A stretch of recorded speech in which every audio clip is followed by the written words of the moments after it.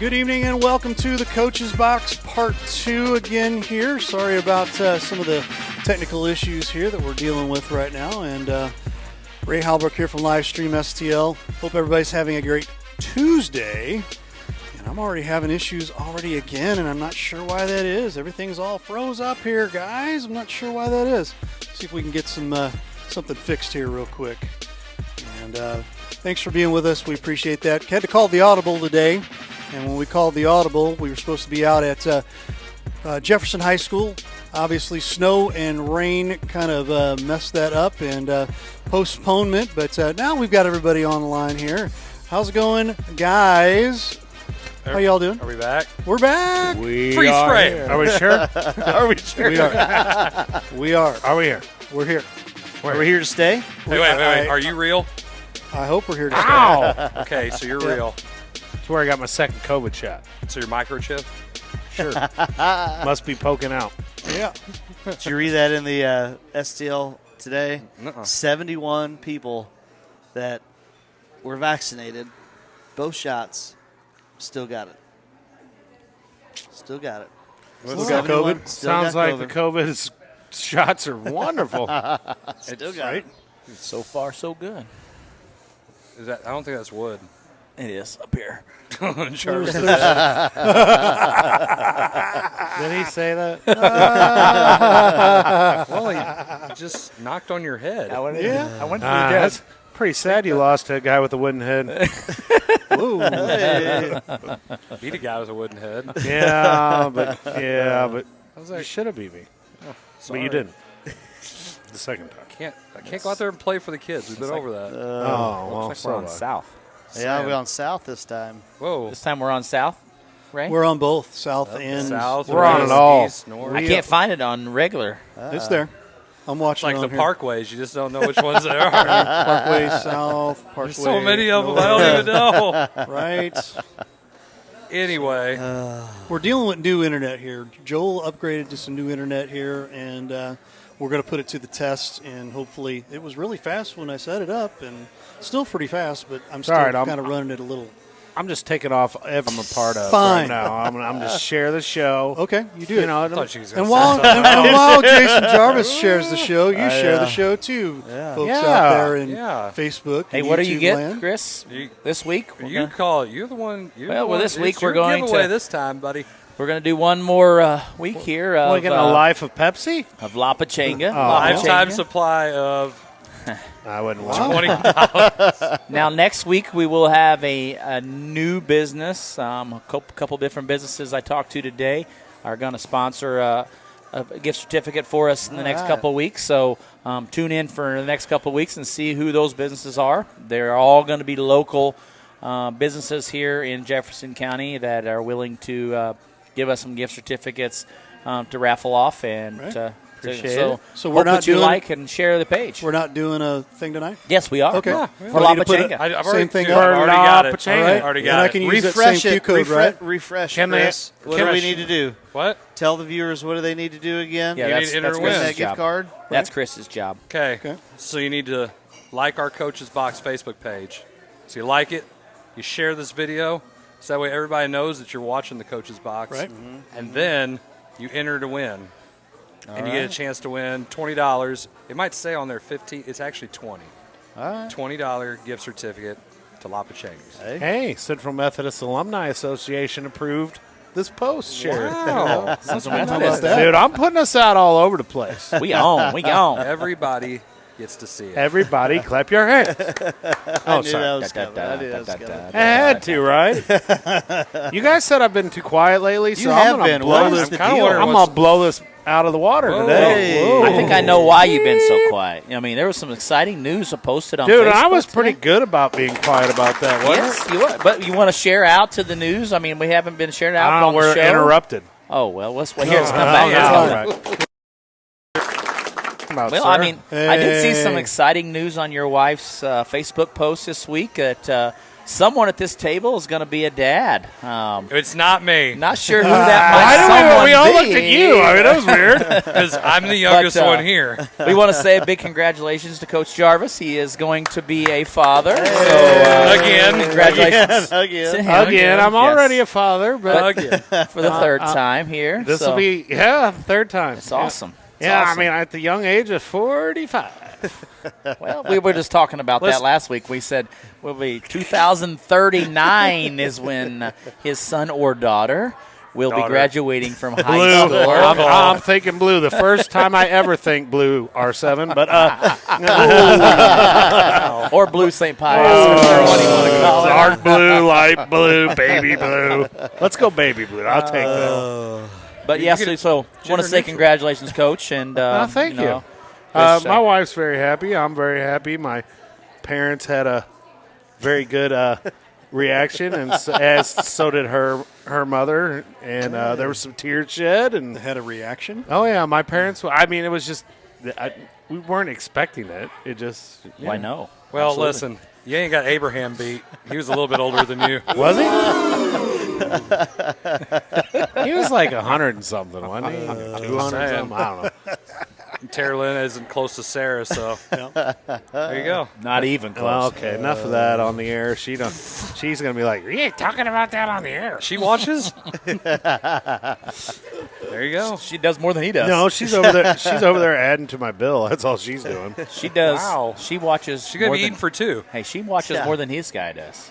Yeah, wait. I bet she's watched more episodes than you. Well, yeah, because I don't. Yeah, I don't. I don't watch go them. back and watch. You can ask Ken Jones. He can't believe that I'm on here. I don't think. Does I Ken know. Jones watch? I don't think so. I don't think Ken he Jones doesn't even have Ah. Facebook. Nope, he doesn't. No. No. He does not He's watch it watching on somebody- Facebook, He's watching it but I on think he YouTube, watches it maybe. periodically You can watch it on YouTube. behind the scenes. I just know that he said that he couldn't believe that, because I wasn't a big. He I did don't tell me that, public yes. speaker or none of that stuff. He said it You're 10 a years teacher, ago. and you're not. Big into public- 10 years ago. I'm fine with my peer. With my, No, they're not your not peers. my peers. I'm not good with peers. Like I'm not good at talking in front of a bunch of teachers or He said coaches. 10 years ago, My fellow Americans. Jarvis would have never got outside of his bubble and talked to other people. No, Look at you. not- You're growing as a person. I didn't like a lot of people though either. So Now, I find that extremely hard to believe. I don't know that that's changed any. But, I like you guys. Hey, the four of you are great. But There you go. I wouldn't be here. What 55 weeks now? 56. Seven. 57. It's Heinz 57. 57 week. Yeah, it's Heinz 57 week. Heinz 50. Look at Ray busting a funny. He's got it. Dun, dun, I wouldn't have dun. came up with that. I don't like it. Each week is really very much a what do we call this week? 55 the double nugget, that was easy. 56 is kind of like okay, whatever. Heinz 57 week. Here we go. So But you didn't put it on the week can be- show No, title. we're no, we called it calling Omaha Audible. We've instead. done that before, though. Yeah, well, You've that's said okay. Omaha Audible. Well, Omaha number 2. And I mean the Gotta keep it If you cup. want me to change it, I'll change Notice it. the cup winner over here Yeah. remembers that. Oh, you mean this one? Oh, Wait. You can't brag all the time if you haven't won it more than twice. I only won it once, but I will tell you this. He's only participated So like we- twice. So we went Carry through. the one. Hold on. Hold Isn't on. that the hold same on. number as this guy over here to my Oh, left? sorry. Oh, sorry. Oh man. wait, board cheated. That's right. Oh, he's always going to say that. He's So I'm always halfway gonna say there. that. I'm halfway to you. I'm Okay, easy, Bon Jovi. I'm 2/3 to you. How many am I to you? I don't A know. quarter I don't know how to you. many- so, I don't know how many I won. It is what it is. Put you guys all together, shake it up. You still don't have combining, got as close many to as that. this guy. Well, Yeah. This guy get over it. here, man. Sorry. All of us When you together. win Jeopardy enough, you host the show. Apparently, that's Jack Buck. When you know Jack useful, Buck. That's an interesting choice. useless knowledge. Interesting choice. I'm Jack Alex Buck. Trebek. Joe Buck? Thanks for watching Oh, Jeopardy. Joe. I Joe. keep saying Jack. Sorry to say, like, I don't sorry. think Jack's calling.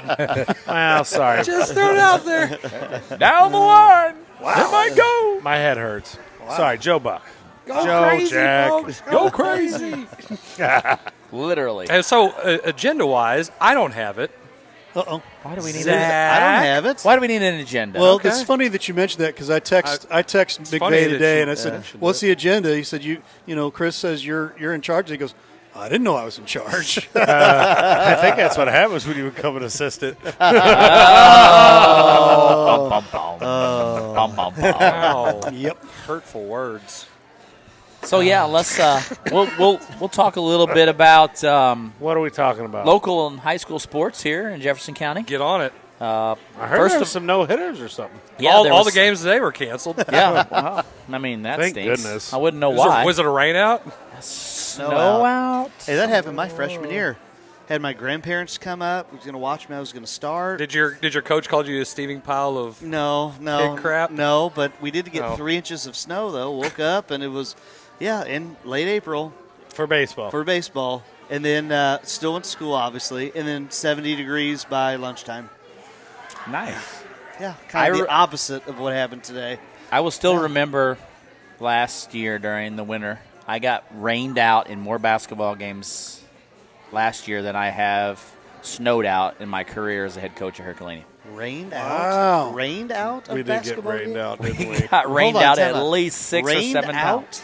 Rained of out. basketball. You know, there was How the hell does supposedly that happen? there was supposedly supposed to be some winter weather coming our way, and out of precaution, we canceled. Now, not only and that wasn't on our end; it was on the place we were going. They canceled on their behalf. But well, I maybe never, like the water would run in the gym and on the floor, Well, and I don't know. I mean, I've I seen just- that. I That's- was that's completely crazy. shocked at that 2 years ago. We got rained out in a basketball game.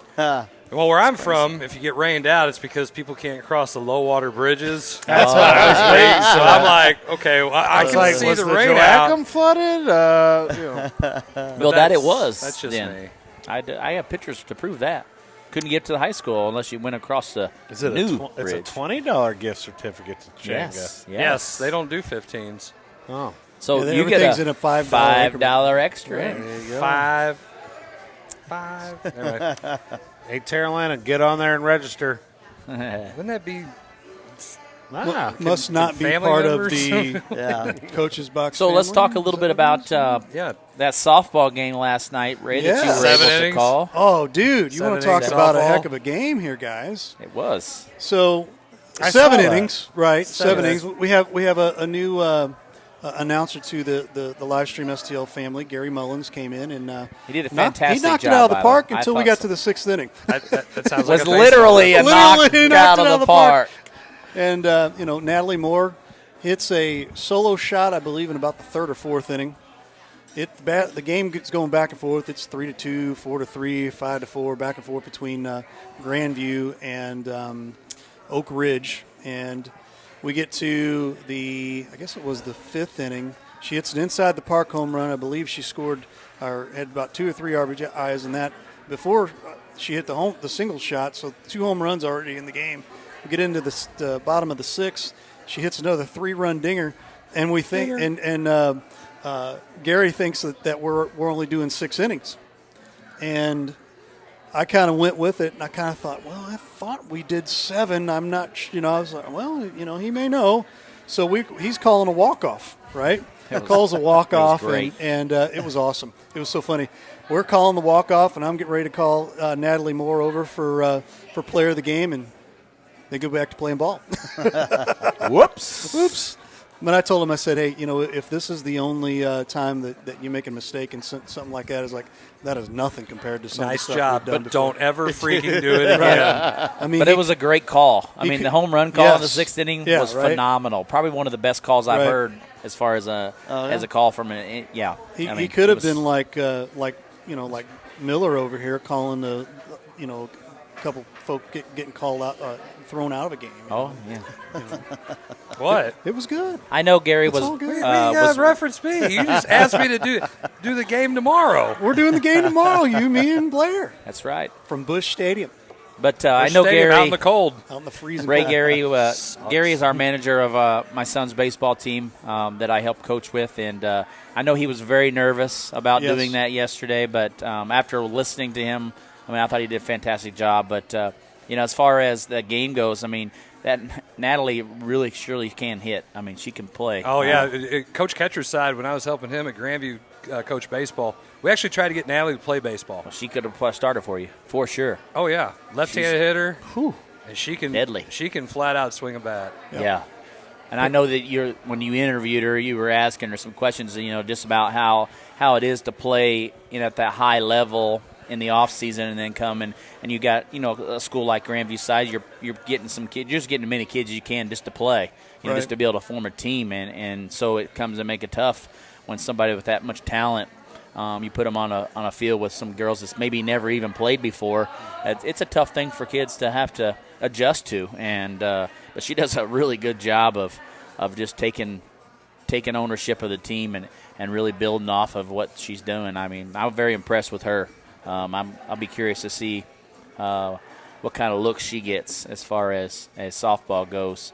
But that's kind of been the highlight of softball around here. Crystal City wasn't able to have a softball season this year, but not enough kids in the program. Really? And we heard about that. So there wasn't a lot of softball in Jefferson County, I guess you could say. I know that Park Hills has a team, West County I think has a team. Yeah, I think most of them down in MAAA play in the spring now. I think there's only about maybe 3 or 4 that still play in the fall in that area. Well, I was going to say, we at Herky still play in the fall. Right. Yeah, I think it would definitely benefit us to move to the spring as far as competition-wise. I was going to think about that question last night after the game was over. I said, you've got a couple of teams, and I put them in a kind of grouping together like a St. Vincent. That's some years they're able to field a team. Some years they're not. Herculaneum right now they've been kind of down. I think it would be good to get them some equal competition. Things like that. Well, now is there not a state? Do you not play for the state? There is. Yeah, there is. Mm-hmm. They just don't divide it into as many classes. Yeah, you don't have the 8 like at at every other sport. I think it's either 1 or 2. And I was wondering what's the criteria, and how does Misha regulate that as far as yes, you can do spring. It's not that. It's declare what you declare it. Okay. Yeah. It's declare. Yeah, they don't just say you get to and you not you. Everybody, you're cool. You're cool. Can you, not you. You're not. Can you do that again one more time? No. Okay. No. Just fine. Yep. Be that way. It's like a comment. I wouldn't see that happening at Herky. Be tough. I think it'll be tough. Just simply for the track program. I mean, it takes Well, the reason why that has gone from fall to spring, a lot of it has to do with volleyball. So you have a lot of the smaller schools. You're talking about just fielding a team. So you have those smaller schools that want to field a volleyball team in the fall, but then if you tried to do volleyball and softball in the same season, you weren't going to be able to field 2 teams or 2 different programs, let alone competitive teams. So they figured, hey, we can do volleyball in the fall, turn around and do softball in the spring. Those kids can do both sports because, growing up, they probably did both sports, and it allows, like I said, more programs for the school. I agree.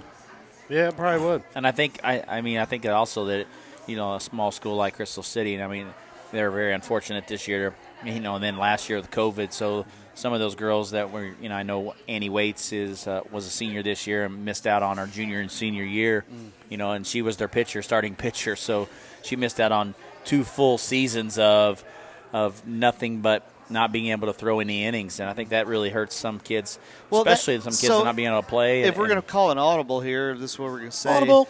Then let's bring this up. Why not? Can you work this out and say, can you co-op?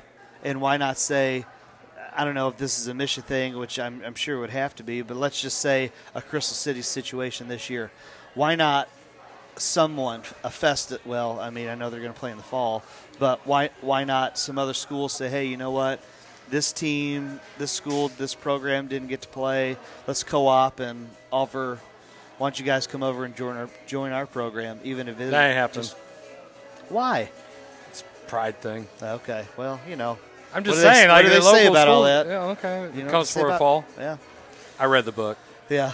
But I think the biggest thing about it is I think we've just hurt so many kids, especially since COVID hit. And then a lot of these schools are not having enough numbers to form even JV teams in some sports, and now we're cutting varsity sports because we only have a total of 8 or 9 girls.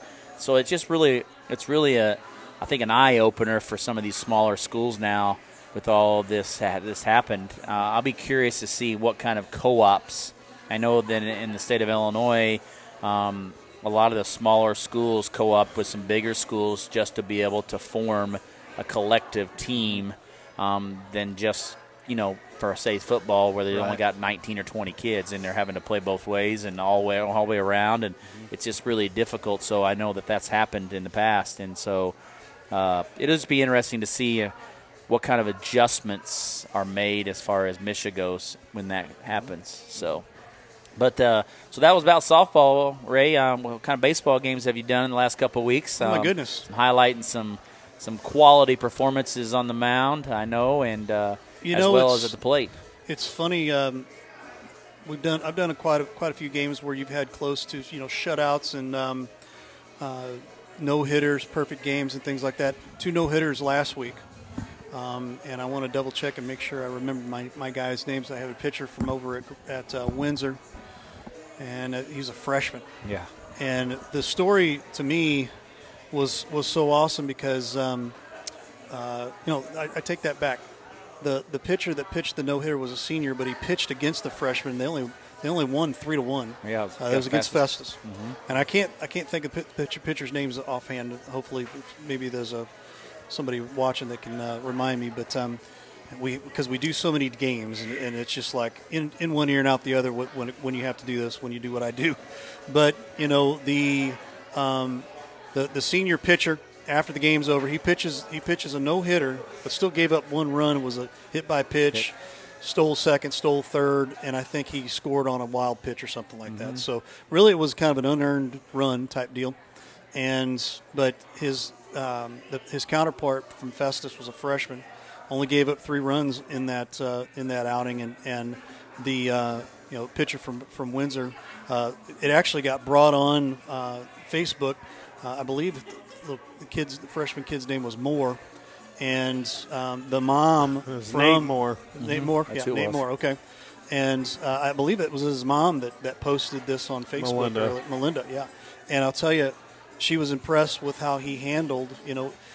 Yeah, I won the game and everything, but dude, man, he was over there after the game was over with and just gave this freshman pitcher some major kudos, and was just like really saying, man, you're going to go far. Doing what you're doing right now just as a freshman was awesome.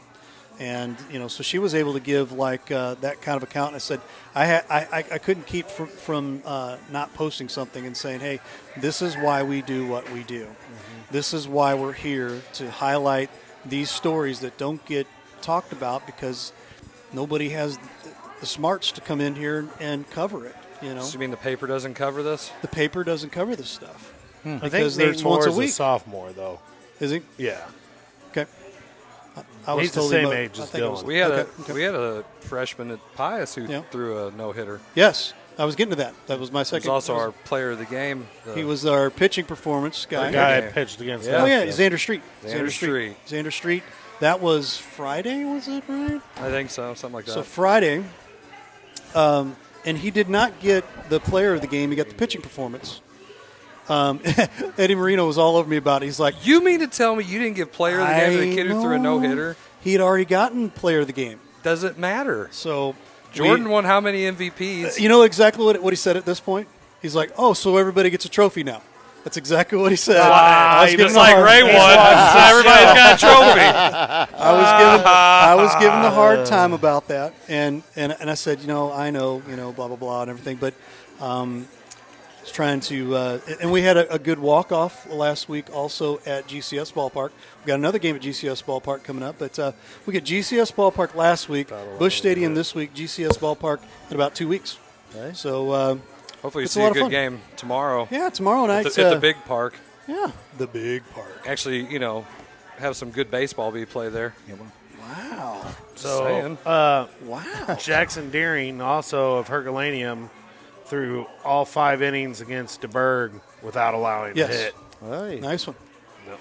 There you go. That's good stuff. When was this? That would have been Saturday. Okay. Yes. Game we weren't able to cover. Kids doing great things. Right. So, I think that's awesome. And then, a former alumni of Herculaneum, Jordan Duncan. Yes. He was the Region 16 Pitcher of the Week for the Vikings, Jefferson College Vikings. Yes. So, it was awesome to see the freshman from Herculaneum excelling out there, Jeffco. And, you know Jordan? You know that guy? He's pretty good. He's all right. You know, He's all right. He's a decent player. I mean, he can ball. He had some What things. else did he play? Was he a golfer? He can play a little bit. He could probably play golf. He probably could. I'm guaranteeing he could probably play Wrestling? golf. He didn't wrestle. He could have probably done that, though. Yeah. Yeah. He could have probably done that. But that's what it's all about. I think as far as, just seeing all these I know. Yeah, it's probably puppets. As far as seeing all these, highlighting these special performances by these kids in our local community, I mean, it's just that's what it's all about, Ray, and you've said it all along, that it's it's important to see, that kids this spring are playing and having some success, and just being able to get them back out on the field and on the track and just doing all of those things. I think it's important for these kids, and you're seeing the kids that were not able to get a season in last year. Maybe these sophomores, you're telling that they were basically freshmen again this year, and you're seeing some of those freshman mistakes early in the year. Now, I think as the season has kind of progressed a little bit, you're seeing some of those sophomores start to get into a groove. One of those being Jackson Deering, and I know your son is starting to hit the baseball really, really well. Well, I'm not going to bring my son up. But I will, because he's been hitting the ball really, really well here recently. Give your kids some props. It's okay. Well, I know, but you know how that goes. I mean, but you're looking at across the board. I mean, our I know that Bryce Hall, senior at Herky, the same day Deering threw no hits. He didn't allow any hits either against Hancock. Yeah. Well, there you go.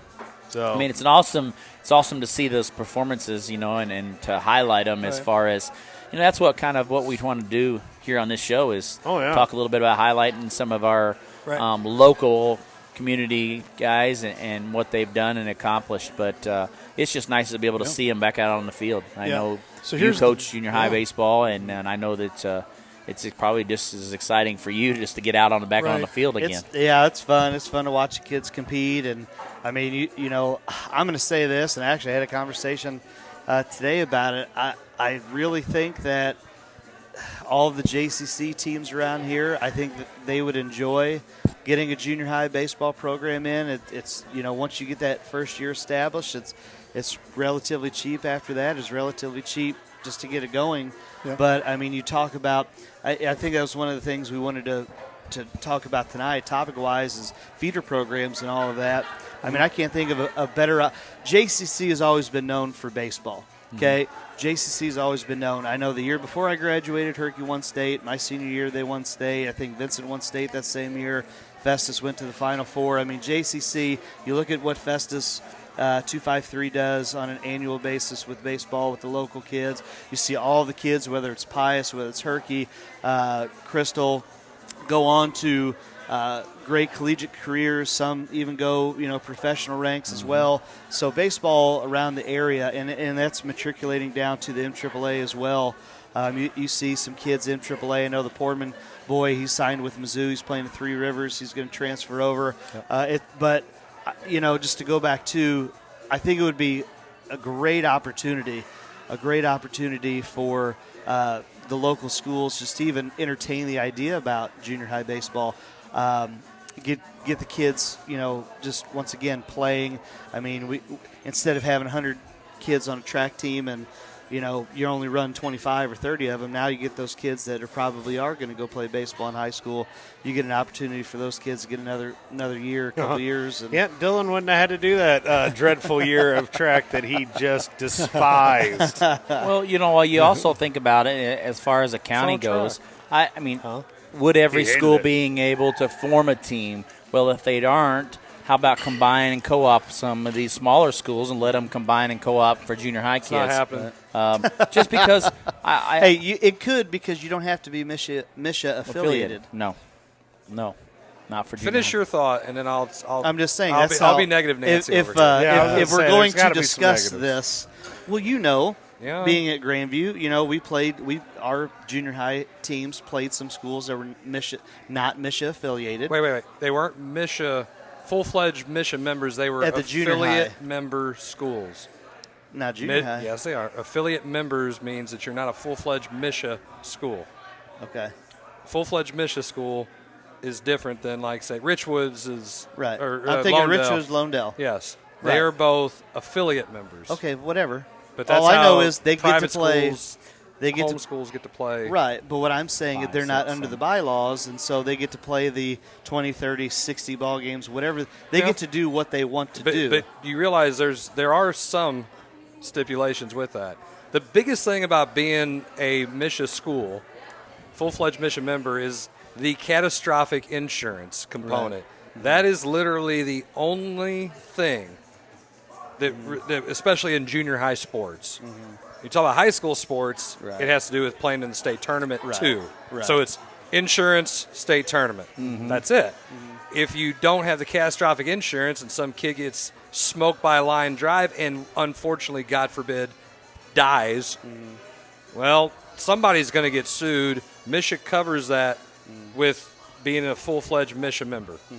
Otherwise, you as an affiliate assume responsibility for the costs of that, and you have no legal backing at that point. Right. So, yeah, it's okay, it's good, but at the same time, you don't get the same kind of Same coverage. protection. And I get it. There's many, especially down south, many schools that used to be 7 through 12 full-fledged MSHA members, which meant their 7th grade through 12th grade programs are covered by all of the same things, catastrophic insurance included.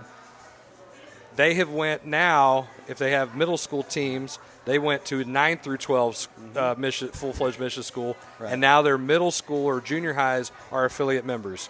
Now, the other thing that you get to do, like you said, you don't have a limit on how many games you can play. And sixth graders can play. You can play fourth, third. fifth, sixth, Right. seventh. The only thing is you have to have MSHA officials. Which isn't that big of a deal. And you should have some form of citizenship that separates Right. them and grades Right. and things Yeah. like that. Right. But it's so loose. Yeah. But a lot of schools are doing it because it allows their teams to play more, to not have – because otherwise you only play 15 games. Right. You play Max. what is it? We Is play it- 13. It's 13 in 2 tournaments, isn't it? Talking about junior high. Yeah. We do No. one tournament. We do one tournament and 10 games of baseball. Okay, so it's 12 and 2. Yeah. No, it's 12 and 1, 10 and 2. Okay. I think that's how it goes. So, and somebody who knows can correct me. It's been a long time since I've been in that manual. So that's the thing about having the affiliate membership, and that allows schools like Lawndale. One of my former players, Garrett Glee, coaches at Lawndale, and hell, they start playing all the time. They're playing all those schools on the other side of 44. They're playing AAU teams. They're playing homeschool. They play anybody they want. Right. They can go up to CNR League and play. I mean, that gives them more freedom. However, that's the reason why you don't see. I would like to see junior high baseball. I would like to see more junior high sports, especially in a little bit bigger schools. But some of them just ain't going to do it. Plus, you got to hire coaches. North of the DRAC, north of the Merrimack for sure, they're not going to do it. There's hardly any schools up that way. But I mean, that have any junior high sports. No, well, Sackman, yeah, Fox, it's all all of feeder. them, yeah. It's all feeder from whether it's, as Chris likes to talk about, CYC or select ball. Or, I'm sorry, I just threw up in my mouth. You don't or like whatever it is. CYC, huh? It's a long story. I think that's another topic. We'll get that story select down the versus road here. school and I've had all that. people. If you really want me to jump into that one, I There's can. been people not play at a school because they're playing CYC. I've seen it. Yep. Next week There's on been, the coach's box. There's been That's a whole there's show. been- Oh, it will be. It'll Listen, be basically me doing how a would you timeout like tirade. this, right? How would you like this? No. There's been, and played against a couple of these schools, there's been D1 athletes that don't play the school sport that are playing the select sport. Oh, yeah. Now, how would you like to be that coach? Like, yeah, there's a D1 athlete walking around campus, but yeah, he or she's doing their select team instead of high school. Well, that's going to happen probably more. Heard about it more and more. Yep, it's happening in other sports. Not ours as much, but it's Yet. heading that way. Yet, Yeah, I think this summer is going to be the first time you're going to start seeing it now that everything's opening back up. That instead of going and playing with your high school team, why would I want to do that? I can go play with my AAU team, my select team, And play double, triple. and play amount as against- many as I want to and against better competition and get more exposure. I love hearing that. But you know what? I don't. In a way, it's a little bit true. You only get 20 contact days. More exposure. You only get 20 contact days. You can't get a lot done in 20 days with your team. Nope. We had to talk about this last week. We can talk about it every damn week. Okay? Until Misha hears it. Maybe Dr. Erhan's one of my Facebook friends. Maybe he should just tune in the show. Did you share it to his page? You sent I it did. to him? I did. I mean, I think it'd be great. I just got some flack on one of the pages I shared it to, but I just said thumbs up. This is for selling pottery. Stop it. It was for dogs and something or other. I don't know. I lost dogs or something. That's great. But here's my thing, though, and I know Ray's probably want to go to commercial. Explain this to me, though. Why, when you talk about exposure, if you're going to go to college, you're going to go to college to play sports. And probably your high school coach is going to be doing the bulk of the communication and work to get you out there, to get your name out there, to get your film out there, to communicate with the college coaches, so on and so forth. I mean, at least that's what I've seen in my experience. Yeah, it is. It's true. I mean, but I now, think that you're going to be a D1 elite athlete, and you're trying to figure out, do I want to go to Duke? Do I want to go to Kentucky? Do I want to go to this school, the Gonzaga, whatever? I had that same issue. Yeah, you know what I mean? Then you're going to go on that elite Multiple league, times. and you're going to go play in the Peach Jam, and you're going to go here, and you're going to go there. Okay, fine, I get that. But not for the other hundreds and hundreds of athletes. I agree. mean, Jarvis, what do you think? Am I wrong, right, wrong, indifferent? What do you think?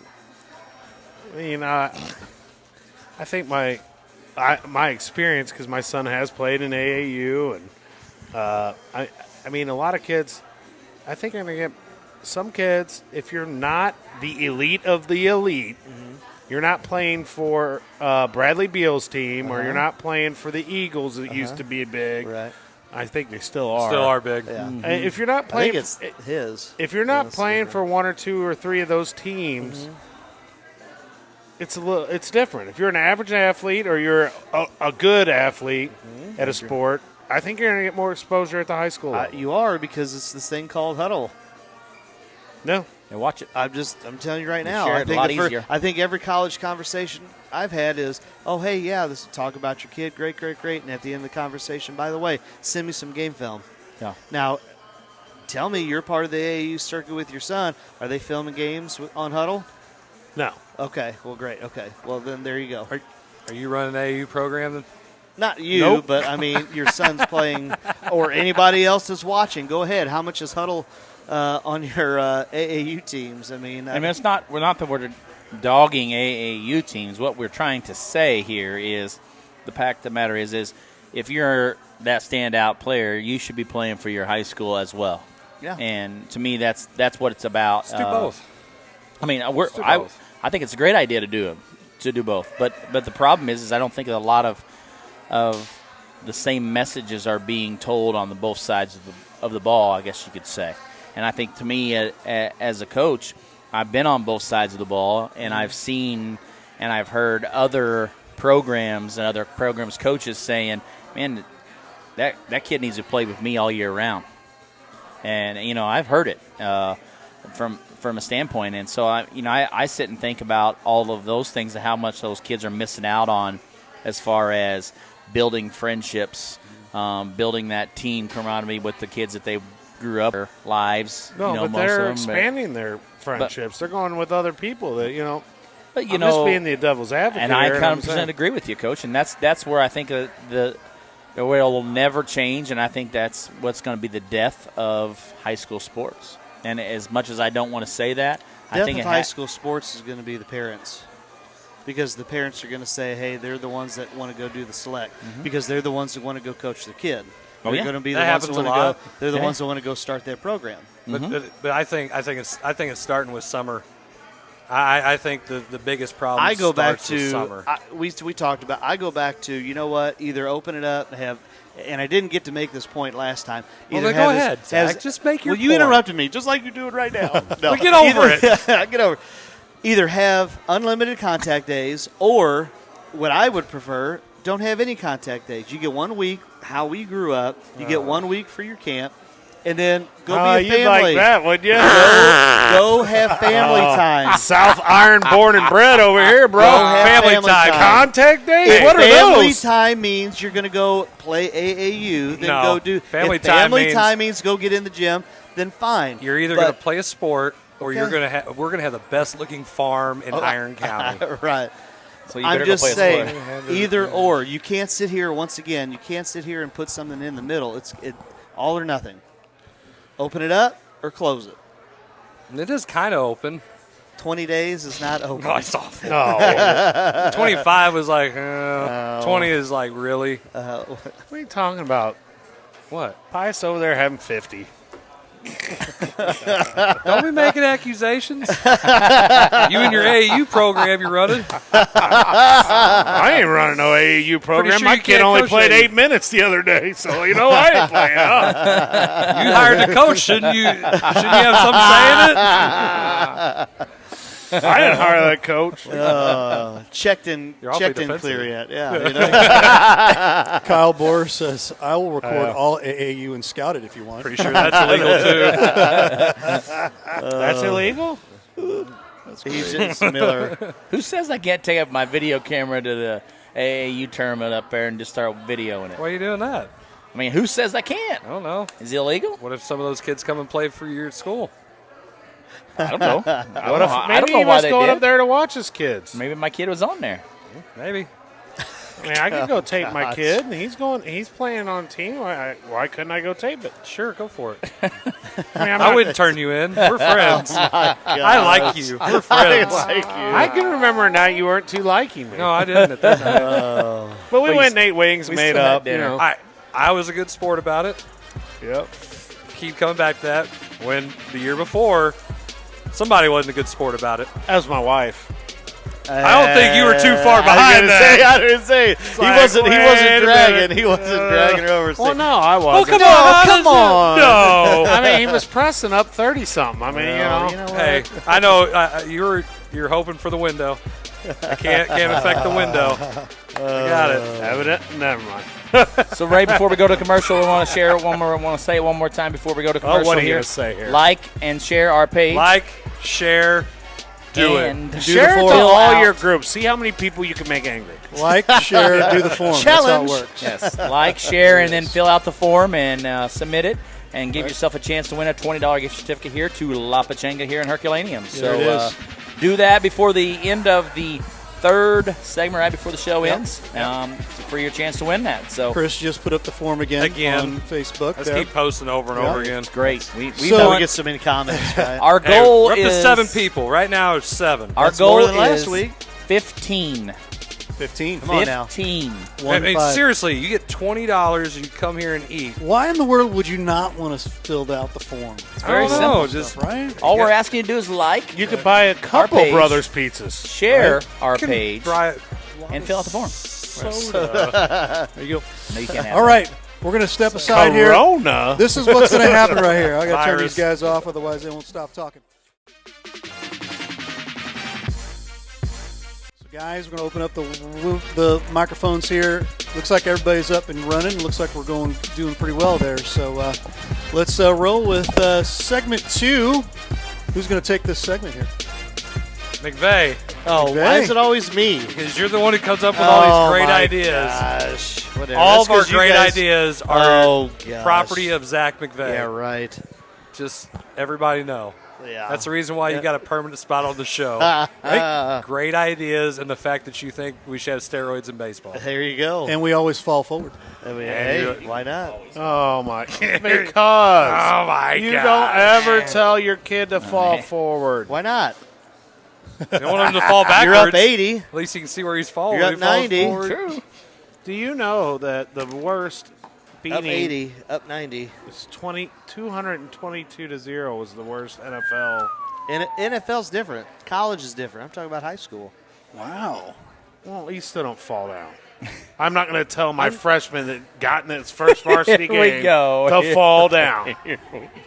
He should have been in the game in the second quarter. I'm He talking may in have the fourth been. quarter. He may have the been. fourth quarter. Perfect debatable topic. I mean, I had freshmen in the first quarter and beat a Great. team by 70. What are you okay. supposed to do? I'm not telling them not to Football? score. You talking about No, football? basketball. Oh, basketball. You pass the ball. You pass the 10 ball times. around and you shoot layups. You walk the ball up the floor. They were You shooting take layups. your time. I mean, that was the problem. You dribble and you squat down on 2 knees, and then you try to shoot at the basket off 2 knees. No. You shoot left-handed. There's Everything there has to be is your a non-dominant hand. Oh. Close your eyes when you shoot. I mean, we were walking it up and everything. I don't think it was quite 70 we beat them by, but we beat them by like 40 or 50. That's different. That's not But 80. falling forward, That's I've not never told a 80. kid to fall forward ever in a football game. Ever. You ever- Not doing it. You ever beaten somebody so bad in baseball you made them steal home? I've been Only a part to of get it. tagged out because you know they just need to get the Just to get out. Yeah, I've done that. Yeah. Done that. Is that the We've same had as falling forward, We had Jason? to do. Hey, I did that. We had to do that this year. Not doing it. Is that the same as falling forward? I've never done that. No, I'm not asking if you have. Do you think that is the same thing? As what? Stealing home to get out? You tell The your game kid is game is so out of hand. No, he wants to be the coach where it's 40-1 and he's still hitting doubles that's and triples. brutal. No. Come on, he's the dad. Come on, we're gonna steal. Come on, boy. Come on. You can't compare stealing. You can't compare baseball. What kind of voice Come on, is that? coach. You can't I don't know. compare That's my baseball. Jarvis non-falling You forward. can't compare baseball and football. Why? It's not Why? the same. There's Why? not the same. there's Zero wedge. Zero wedge. And what if he breaks? So then, if he breaks it out, tell him to fall. Zero. No. Dude, we were running straight dives when I was Zero at Crystal. wedge. Straight dives. Here you go. Zero wedge. 6th, 7th string running back. I couldn't help he scored on You're Grand not Day. answering my question You're on zero this. wedge. But it doesn't help when you have your starting. We didn't. I'm just saying. This is great. I don't think it's the same. Wow. Wait, you're saying that have him steal home? Yes. Yeah, gotta that's about get the out. same as It's falling not down. the same. Oh, it's a pass ball, right? The umpire's feet. Let me pick it up and he's out. Home plate. Yeah, Seen that You happen. steal second, you steal third, and you try to steal home to get there. might as well just take a knee. I can't do that in baseball. No, you run a zero wedge and you're going to get tackled. You're not going to break a zero wedge. You're not. Okay, I've seen teams that bad. Why don't you just put the biggest, slowest guy back as running back and just And let then him run it? then they would be mad because you're putting in a lineman as running back. That's an insult. You've already You know? played everybody else. If you play your freshman in the first quarter, That's a done This deal. all goes back to this is what he's never understood is that you don't start this in the fourth quarter. You start the mercy in the first quarter. So hey, said in the first quarter. I'll tell you, we need to bring in an This expert goes on this all the way subject. back. Let's bring in somebody from St. John County. Oh, boy. Riley, I want to see your face, the face that you had there. Or do earlier. you- were okay. kinda like, okay, Keep- yeah, what? right. What? Ask it. Do it. Ask it. Do it. Do it. Do it. Do it. You're up 87-7. You should still be shooting three-pointers. I didn't say that. Hold You're on. being an ass now. I didn't even say that. I said I'm not going to tell And the my show is fifth at a or new sixth. I know. I'm not going to tell my fifth, I'm sixth, not seventh, telling eighth anybody string to running back to fall. go, dude. As soon as you cross the line of scrimmage, you got to fall. I never said that. I never said. said you have to fall. Oh well, I've then I never don't- said that. I'm just saying you're going to run a zero I wedge. apologize to all of the listeners right This is now. great. I don't know why you apologize for anything. I hope if William Pruno was on here because he will was. comment on He this. was on I here. wish That's he was fine. back He was on on here. All right, Billy. Hey, go share to all your 500 different people. no, Nobody's I've done watching. it. Always share This it is now. the third Already time. done This it is the three third time times. nobody's watching Yeah, right yeah. now. That'll bring us You up can't from say 4 that on people. here. Oh, hell, no one's watching No one's anyway. watching anyway. That'll bring us up from 4 people to 5. So I let's got go. 19 I got on my 19. screen. Oh, I guess I need to share. But which that ain't I don't much. have enough friends. But gosh No, dang, give we've it- had give to it a change. minute. This is like the fourth stream. Because you I've fall had. forward all the time. I know. We're strong right now. We got a good strong stream this time. Voicing. That was a while ago. A commercial break for me. I don't know about you guys. We have a good strong stream right now. I was waiting for I knew somebody was going to say, oh. Oh, good. It's going to be me. You know, Don't cross streams. Segment 3, we are off. Hey, that's the thing. busy Ray, over here cranking Ray the gets internet. one. Ray gets one. After that, it's off the rails. It's however we want to do it. He gets one. One goal again. So we're going to do one. We're going to do one. We're going to do one. We're going to do it live. We're doing it live. One what? What are you talking about? Sorry, fans. We're having some trouble here today. Hey, listen, when you have technical difficulties, the show tends to get a little crazy. It's like when you're having issues with your computer in the classroom. You're trying to show something. The kids are. And the kids, all of a sudden, it's like, oh, God, they're going to get out of control. They're going to get out of control. Next thing you know, it's like, oh, for love of God. Stop it. It's like, listen, I was going to play a movie for you guys. Forget it. Right. Homework, pop quiz. Like and share our page again. Don't forget. On to segment 2. Which is On to Cincinnati. I fall forward. I thought this was a great debatable topic. Yes, it was for these two. Yes. It's the best. We've only heard it like 25 times. I know. We've heard it. It's week 50. Okay, if it's soccer, and I hate the sport, Who cares? and the team is up. Hang on, what's They the big? stop. Okay, Wait. Stop. It's five. It's gonna be great. Five. Because I think 5 is kind of a big deal. Okay, I don't this have a is clue. great. So Jill played on a soccer team Really? where another team just walked off the field. They walked off. Were they at the half. winners or the losers? We were the winners. They were the losers, and it was bad. And at halftime, right? they just quit. Down 4-0. Had it happen. Heard about it. We've had it happen Down more than 4-0? once with that team. Really? Yeah, and then Down 40? I want to say so many Down other 40 things. or So you're 4? saying it's that they're that team. They were that team They for were a that little team. bit when they were really young. Yeah. They're that team. They had all been playing together for several years, and they played a bunch of teams that were bad. Yes. I mean, there was a couple times I was embarrassed. I wanted to leave. And you could have. You had a car. And then they would. And what? Well, I want to leave my daughter there. Ride the bus back. And it would frustrate me because I would watch, and then sometimes they would leave the same person in goal the entire game, like on our team. Why not put that? They put your crappy players up there at the forward positions. Whoa, they're crappy now? They're not less talented? You call them crappy?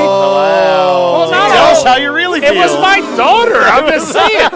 She was the goalie. She's a heck of a goalie. But Hear that? Your daughter's sitting right here. yeah, I ain't afraid. But what I'm saying is, He's calling your friends crappy who didn't get to play. I was saying that the goalie never plays offense, so put them Put up them in there. someplace else. Yeah, everybody gets to switch around. But isn't that like putting the lineman Yeah. as a it's running back? Yeah. That's a little different. No. Linemen weigh in the 200-pound clubs most of the time. Well, what about goalies? I mean, they're what? They're not good at kicking the ball. What are you trying to say about What are you trying to say about goalies? I'm defending you. What are you trying to say about goalies? Give me time. Nothing. Did they can't kick the You ball and can't score? compare that to the linemen. What are you trying to say? If you play the line, you there's can't. a reason- You're not a skilled player. You can't do There's it. a reason why they Get say your in popcorn younger football that you can't be a certain weight and be a running back. You can't run the ball if you weigh this amount of pounds. That's a safety issue. Yes. Right. Okay, well now we're past the safety issue Right. part. Safety issue for who? So the question is what the you say about kids that are- goalies? So we're Wait, 50 trying to pounds. First off, Yeah. I hate soccer, and everybody knows that Oh, I and do watches the too. show and knows I me. hate it too. Number one, Why I do we hate talk soccer. about it? Kevin Holly's not watching, so you can Well, say it. Kevin, He I was the heard first He round. was, and then after the third time, he's like, I'm out. So So- lost him. So Dadgum you're trying to say that products. the goalies they can't play offense, they can't get a chance to score, they can't play the forward position. No, what I was saying was she always played in goal. So since she's not used to being a forward, move the the defense up to the forward, move the forwards back to but the not defense. linemen. Linemen can't do that. No, it's different. You can't. You don't need a Why don't 300-pound why lineman. don't you post players start bringing the ball up the floor if you're winning by 50? I'm not do going that. to do that Why? because Get a they chance- can't dribble. Most of them. That might be a turnover, though. Maybe you get to develop them for a later. Yeah, there you go. Later Oh, playoff. my God. Shut What happens to half your team gets COVID? This guy is still sour about Grandview getting their butts kicked back. I wasn't even on the staff. I know, but you were still sour about it. No, not at all. It's like you at that, Not at that all. meeting. Not at all. It's like you're at professional development meeting. So on to our topic. Okay, go ahead, Riley. Segment. I thought Hold this on. was the topic. Hold What on. is Reel the us back topic? in. We don't know at this Feeder point. Does it teams. really matter at this point? Feeder team. Feeder Feeder teams. teams. Pros and cons. Well, to heck, you know, having you a should. feeder You're an program. expert on this. You don't Mr. get to Feeder. develop your So, kids well, because yeah, you went to a bigger margin and you don't get to play multiple positions. You only get this one position. Because in a feeder program, that's all you played. You don't get to play anything else. Oh, so wait. when you get up there, you don't know. You get to be the goalie. Oh, no, you get to be a lineman. Oh, no, you don't. You're a post player. You don't get to do that. That's what you're saying. Okay. Oh boy. What's going on? well, I'm- sorry. My. Feeder programs. You know what? I will say that luckily I had a coach like in Coach Goodwin down at the junior high, which that was what that other than my feeder program outside of that. But if he played my son as a guard, and he was the probably tallest, if not the second tallest player on the team, but he knew he would never play a post player in high school. So that was a great thing by him I agree. to do that. And not all feeder programs are going to do that. A lot of people are going to see a kid, he's 5'10" in 7th grade, and he's never going to dribble the ball ever, like you were saying, have your center bring the ball up. But feeder programs don't always do that. They're worried about winning. Yeah. You get it? That drives me nuts. Well, that's the next. That's Drives part me of nuts. the debatable topic. Oh, on the feeder. Yeah. That's what I'm trying to debate here. Is You got to get the right people coaching. that one of the biggest questions and one of the biggest concerns about feeder programs is who is coaching it? Why can't we just coach it? Well, Misha says. I know, Misha. I'm stupid. No, I you can't- can't do that. No. but Like You right, can't do like that. right now in my program, I have. Which program? Your AU one you run? I don't run an AAU program. You have heard me. Never mind. I'm not going to diss AAU right now. But You just hold on. Poking the bear. But what I'm saying is, like right now, my junior high coach is a track coach. All right. My other high school coach is coaching baseball. I'm the only coach available, really, right now. Me and Coach Buddy. Why can't I go down and coach my 5th and 6th grade team or my 7th or 8th? Well, it's the 7th and 8th that I can't touch, that's correct. which is stupid. They're already at my school. Already That's paying, more like already for, paying taxes. That would aren't be they? more like for another school trying to coach my kid, I would think. Why can't I coach them? They're already in our school. They're already there. What's it matter?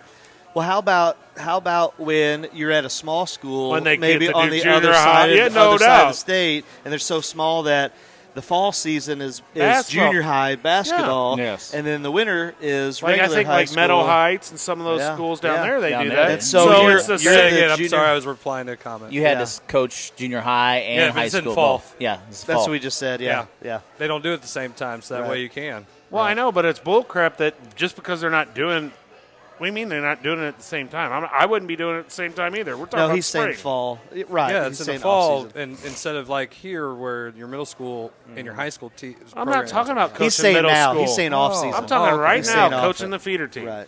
Yeah. Sorry, Well, you Yeah. can, but you cannot coach incoming 8th grade. freshmen. 8th You graders. can Can't coach do eighth 7th graders. graders, but you cannot coach 8th graders that are incoming. But I coming can't incoming have freshmen Coach next Goodwin season. coach 7th graders because he's going to coach them next year. I don't talk to 8th graders anyway. I've got a question here. So why not have the boys team coaches coach the girls? and 'Cause the they girls work for the teams school. Coach the boys. And that's the Yeah, reason you why can't do you that can't either. do it, right? Nope. Okay. Me and Blair have already talked about that before. Can't because pull that would one be- off. Now, If What we about could pull that dads? off. What about here's hold the on. thing. What about you as a dad? No, it does doesn't not work? specify. coach your own kid. It does not specify that Dad, I'm telling you, in on the school. dude. Now, I'm in a private school. Trust me. I'm going to tell you, though, it does not specify that in the bylaws. We looked it up on it. The only thing that it says is that you cannot coach any athlete you are going to coach within the next 365. You can't have your football coaches who don't coach basketball coach those kids because they are employees of the school. They are Misha coaches. Oh, he's saying no. I'm telling you no. Not what the bylaw says.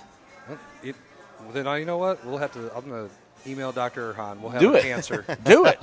We should Then- just Actually, then someone we else can needs just to swap. because they'll be like, I'm bringing some light on myself. Like, hey, I want to talk to this kid, coach him. You could be like Mizzou, self-report. Yeah, I'm not self-reporting. we Just should just saying. have him on. Amy, what's the question? I'll I'll answer. Oh, She's yeah, right sure. behind us here. Thanks, Amy. No, you can't. But now, if we were in different schools, you can.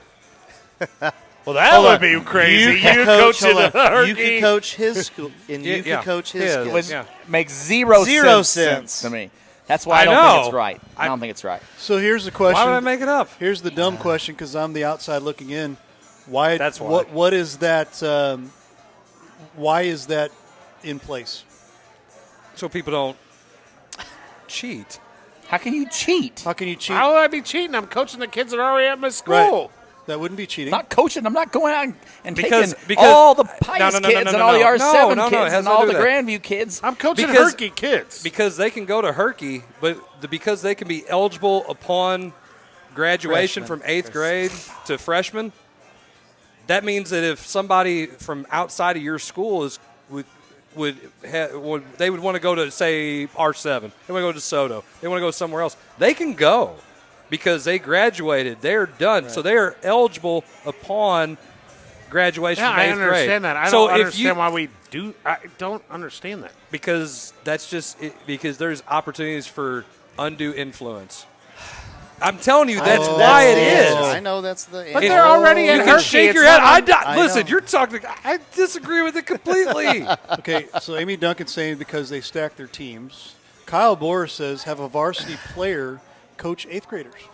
Okay, well, if I went That's a down liability my issue. if I went down my list of varsity players, they're almost every one of them is playing a sport. doing something. Yeah. So I now can't it wait goes for back you to to get the that topic. email response Now back it goes from back to the Erwin. topic of who do you want and what. Give me the why of why they're And like doing you it. said, the liability of it. Well, Yeah. I tell you, I mean, we've been doing this a while now, and we've been very successful with, traditionally starting at the younger ages and trying to find parents that are in 3rd and 4th grade parents that are willing to put in the time and the effort and the ability to help make kids better basketball players. And I think we've been very fortunate to find the right people, but it's been a very difficult process and with a lot of knowledge and guidance from us as far as what we would like to see happen. But I think the biggest thing is once again, and you put yourself in that position where if you do hire, ask a parent to volunteer, what are the stipulations? What are those parents expecting out of that? And I think that as long as your communication is open and honest right up the front, I think that's the biggest key. Is there's no hidden agendas from the backside and talking about all of that. I've seen it more and more here recently where you see a lot of parents coaching the kids in the spring and the fall. I mean, we're seeing that now, at the high school level. I'm seeing it all over social media. So some schools or parents are coaching the high school kids right now in different leagues. So I think it's a process that, what the proof is making happen is we are telling people that it's okay to do this, but we're telling the people that are wanting to do it the right way, no, you can't do it. Well, it just opens up a Pandora's box. Sure it does. You know what I mean? And Causes people to lose their jobs. Yeah, basically. I mean, that, like I said, we talk about what are your motives? What are your motives as a parent? Okay, is your motive to develop? Is your motive to be a part of the program, to be part of the school? Or is your motive to say, hey, no, I'm going to look out for number one, meaning my kid, and I'm going to make sure my kid gets developed? And then, or what happens is, oh, okay, you're going to allow me. I'm going to be a parent for your program. Okay. Oh, great. Hey, you know what? I've invested 3rd grade, 4th, 5th, 6th, 7th, and 8th. I've got just as much say as you do now because I put in all these years with that group, that particular group. I don't like what you're doing, and I don't like what you're doing with the program. And now all of a sudden I've got a little bit of clout or power or authority that because I put in all this time. Now, I didn't teach my kid how to do a left-hand layup. Yeah. But I put in all these years. Yes. Now, my kid shoots two-handed, doesn't play a lick of defense, has no clue what a high post is or what an elbow is or what a short corner is, but I put in all these years, and now I get to tell you. And he doesn't work hard in practice Okay. or doesn't have a good attitude. Now I get to tell you what to do, and if I don't tell you directly, I'm going to go through over to you because you are somebody else I'm the in AD? authority, or maybe somebody else that was duly elected. And this is how this game's played. Totally get it, and that's why I say that. That's why there is so many schools not doing feeder programs is because, one, they can't find people to coach it. Two, they can't feel like they can trust people to coach it because there is hidden agendas behind the scenes. Right. And I feel like as far as successful programs go, if you're not starting kids in your school district starting at an early age, you're seeing successful programs are doing that. I'm going to put you on the spot. Are you talking to me? Yes, you. One, because you're quiet. Two, just because I'm you just coach listening him. to you guys talk. All right, let me ask you a question. Wonder why. Kobe. I'm going to use him as an example. Okay. Since you coached him. When do you think he started playing basketball? Okay, let's see. Carry the one. He was born probably old enough to hold it. Okay, right. So, but when did he start playing what we would talk about, organized? Don't even throw out the select AU. When Probably did he start? second or third grade. Second or third grade. Okay, great. So Playing do against your fourth math. and fifth graders. Okay, so do the math. So by the time you got him as a freshman, he was how many years, not months, not days, how many years into playing the game? I mean, he probably would have been a college sophomore. Okay, so he put in 6-7 years worth of time. Yeah. By the time he's a freshman. Yeah, How good was he? Because I got to see him really play. good. You got to see him play. You coached him. You coached against him. How good was he, Jason? He was good. Oh, right? he was good enough. I tried to run a triangle and two, and he just held the ball out and did. No, he didn't hold the ball. No, He stood there half court while two guys guarded, and we shot layups. But my whole point is, he put in 5, 6, 7 years worth of time, and now you're trying to compete against that when you've got kids that maybe have put in 7th and 8th grade. Yeah, I mean, my son's not in the realm of class, but he was 2.5 playing in a 3-year-old league at the YMCA, and he's had a basketball in his hand ever since. Not every kid at Herculaneum or any other school starts that early and continues to develop and play and do that from then on. In any sport. It has to be. It has to be.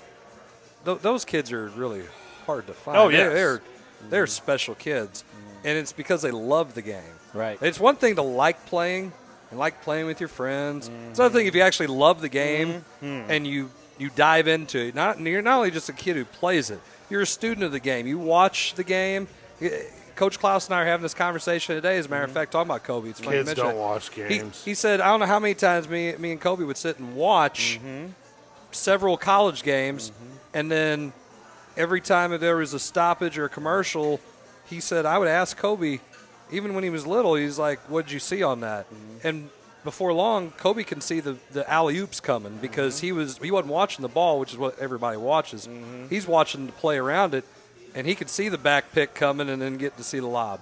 So not only was he a kid who spent hours and hours and hours and hours playing and then played select, and he played for all of his teams in school or whatnot, but he also was a student of the game. So it made his basketball IQ better, and he was better than a lot of kids, even who might have been more athletic than him, because he was more intelligent when it came to playing. And he knew how to use his skill set because he'd played a lot. So feeder programs help. I agree when you have the right people, but you're not going to get those special kids unless they absolutely love it. Well, and that's the thing. Sorry, Jarvis. You're fine. And that's the thing about going to college. We talk about, hey, do you want to go to college? You want to try and play the sport? They don't understand. It's a full-time job. Oh, yeah. You played college. I played college. It is a wake up at 5 o'clock. You've got weights and conditioning. And then you've got your classes, and then you've got practice, and then you've got travel, and then you've got the game, and then you've got all. They don't believe me when I talk about when I went to college football. A lot of kids don't believe me. We got there, and we had breakfast. As soon as breakfast was over, we had our first practice. We got to go to lunch. Then we had meetings. Then we got a little break. Then we went to our night practice. Yep. Then after the night practice, we got to go eat, shower, hopefully make the mess hall before they close the dang thing down. Yeah. Go eat. As soon as we got done eating, we had maybe 30, 40 minutes, and then we were back at meetings till 10 o'clock. And then we were back in bed, and we're up doing it again the next morning. And, yeah, kids don't understand that now.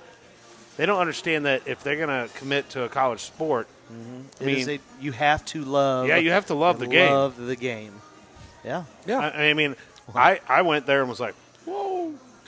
Well, and the biggest thing that I see as far as that goes, here's what I'll say as far as, this. I mean, you all know that we do a feeder program. You run an AU program. Everybody knows it. I don't run an AA program. You got the shirt on. Jeez. Hey, what's on next level? I do nothing except help run this program. Is it my program? No, it's not my program. I've helped it in the past, but I really don't do much to it.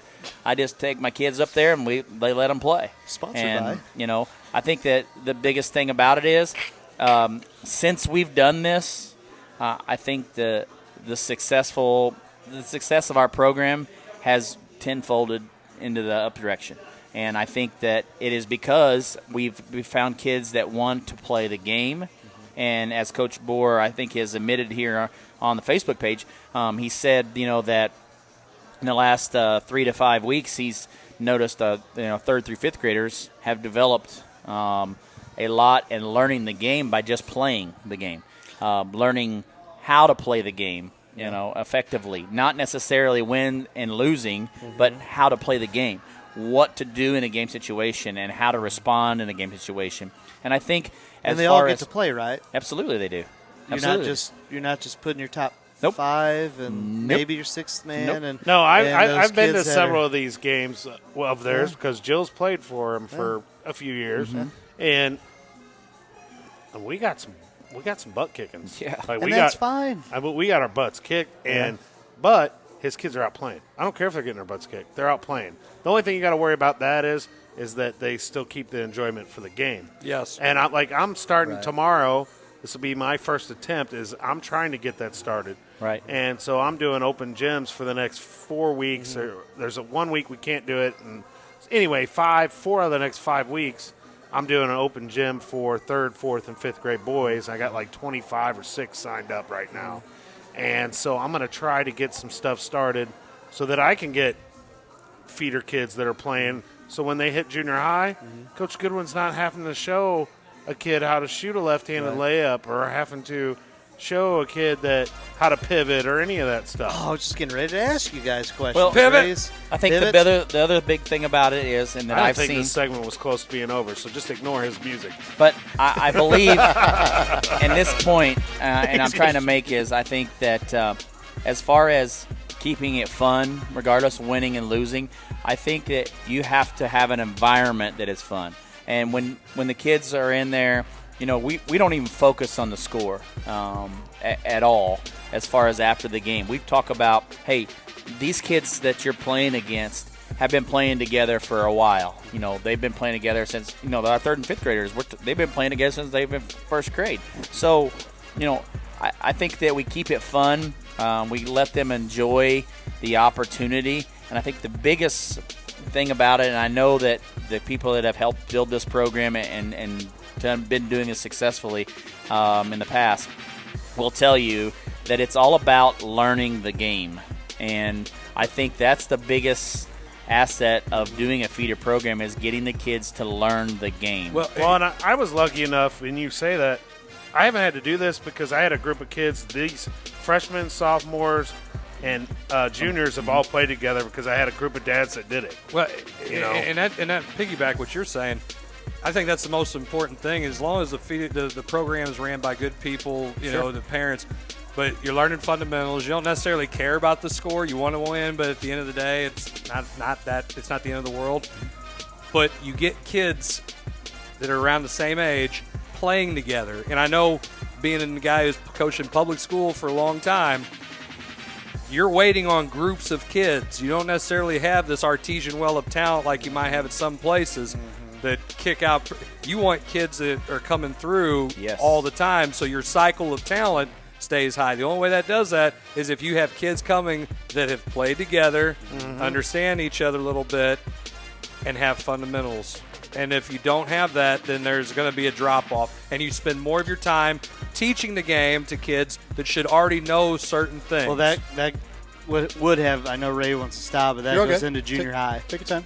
And that was going to be my talk or topic to you is what are your expectations as head coaches fundamentals going into the junior high? I want fundamentals. I want them to be able to pivot. I want them to know how to run man-to-man defense. I want them to do those easy things so we're not spending all that time at a JV varsity left level. hand layup, left-hand dribble. I preach this to my kids at the high school level. It's all about the little things, and as far as I know my kids get tired of hearing me say this, but I say it religiously. It is the little things is what makes us best, and when we're doing the little things right, we're pretty successful. But when we're not, we're not. And so I really strive on just the little things, taking care of the basketball. One thing, how to defend. That's the other thing. I mean, just little things like that go along the big way. You don't have to worry about what the other team is doing. If you're taking care of the little things on your end, you're going to be successful, and you're going to be in most games just because you're taking care of those things. And I think that if you're developing it at a young age, those things are much more inbred in their head a little bit, that they pick up on the terminology that you say, hey, we want to go out there and take care of the little things, maybe, rebounding. Maybe that's exactly right. Hey, we rebound, want to rebound cost you. We want offensive rebounding. We want to shoot. You want to get 80% of our offensive rebounds. I'm gonna go back and say Let's it just even say goes. that. Okay. You want developing. I'm gonna say, not only do you want to develop a skill set, you have to develop depth. Oh yeah. Yes. Yes. I don't. Yes. I think that gets overlooked. Yes. I think that gets overlooked in every single sport. Is and developing depth sometimes is hard. I feel that some of these kids won't accept that they are the depth player. They're the 8th player, the 7th player. That's another. But why thing. is that? And I'm gonna play devil's advocate. I'm gonna say why. Why is that? I think a lot of it has to do with they haven't played together all the time, and maybe they haven't had fun. I don't know, but it's hard to find kids that will just be role players. I had one great one this year, and he knew he wasn't going to play much, but he was there every day busting his butt. Yeah. And the role players, the role thought process is, and that's why I think that the more about fundamentals is. Here's what you talk about. You talk about fundamentals. You talk about typically your role players are fundamentally sound. They have to be, because that's what the role players are. Your talented players, your skilled players are the ones that can take it to the next level as far as that goes. So I think if you're telling them to teach the fundamentals at a young age, that's where your success comes into play more often, is because of that. You're teaching the fundamentals at a young age, and they know their role. Hey, your job is to take care of the basketball by blocking out every possession. I don't care about anything else but that. But they got to get in to do that. Yeah. You can't play your 5. You can't No, play and your that's why 6. we don't do that. That's why any shot shouldn't do that at the younger levels. And I think that's. And it's not. Yeah, I've seen it done this year. I've seen it done to our 7th grade kids this year in a game where it was 51-4 at the end of the first quarter, and they were still playing their. They're still playing their starting 5 and 3-quarter Who are you pressing. playing? Well, I don't want to specify any of that, but I'm telling you is neither one of those. I was teams at the game. Neither one of those teams got better, and it was very frustrating to me because I felt like it was a disgrace to those kids on the floor. But more importantly, the kids are on the bench on the team that was winning 51-6, what about 51-3, you, or whatever it was. But what about you as head coaches when, and like I said, and this could be a delicate subject, what are you telling your junior high coaches? Because here's the thing. Great, I want to win because that's important because you got to teach your kids how to win. But here's the thing. You got to play everybody. If they're going to be on the roster, they've got to play. I'm not saying YMCA pay for play where everybody gets the same amount of time, but if they're going to bust their butt, you just talked about role player. Why would I, if I'm 10, 11, 12, as a 7th grader, as an 8th grader, I'm never seeing the floor? Why am I going to put any amount of time in or even think about playing in high school? Now we're a small school. You're starting 5. Okay, great. You're starting 5. Out of your 5, one decides to go to a private school. One gets hurt. One moves. One says, you know what? I really don't care about my grades. And then now you've got one guy. So everything that happened in 7th and 8th grade, your plan goes completely out the window because they were more worried about winning and worried about trying to win every single game instead of saying, hey, you know what, 10, 11, 12. You got to have a good mix of wanting to win versus – that's my debate. That's my talk to you guys. What do you want as head coaches? Were we going to save this, or are we going to? I don't know. Ray, go ahead. Ray, go ahead. We got McVey on a tangent right no, here. I'm asking. I just want to ask. I'm 100% I just want to ask. I think this is a great segue to maybe stop and let's come back and finish like a 10-minute segment and then go right into trivia. All right. So we're going to take a break. Quick break. You're watching the Coach's Box. We'll be right back.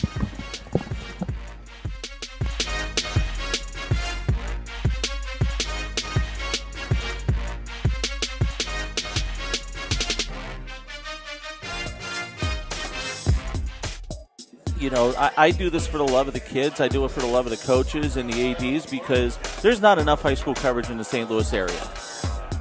There's just not. Once again, I get to keep my relationships with, you know, guys like you and a lot of the other great coaches and administrators and former athletes. And that's one of the cool things that we're going to do here, too, is, you know, I've been fortunate covering some great coaches and great kids, but, you know, the Caravan is, you know, I wasn't letting it die. And sure enough, we're here now, and, you know, the reboot is in full effect.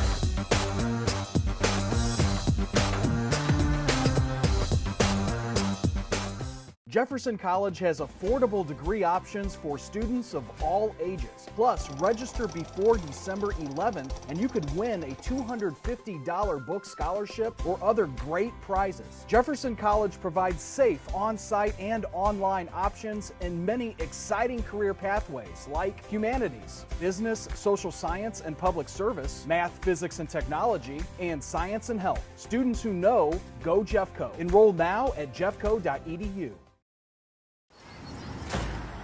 Tell us we can't, and we'll prove you wrong. Knock us down, and we'll get right back up. Call us risk takers, misfits, bad boys. But we know what we want, and it feels like American muscle. Looks like advanced engineering, and smells like fresh, cut grass. Bad boy. Mow with an attitude.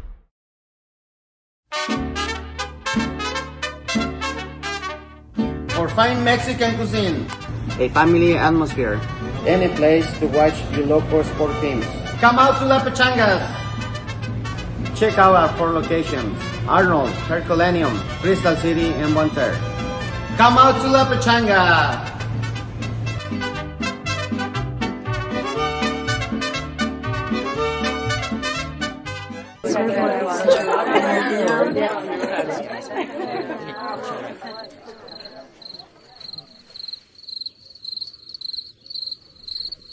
Imagine an HVAC as unnoticeable as the air itself. Sounds pretty good, huh? The new Daikin Fit. Air intelligence.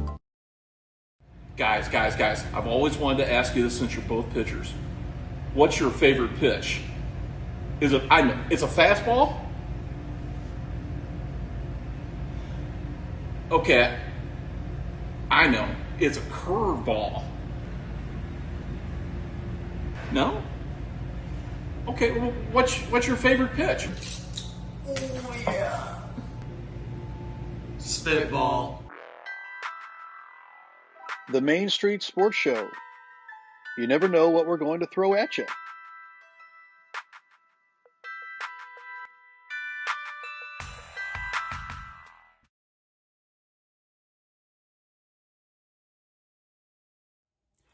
Value.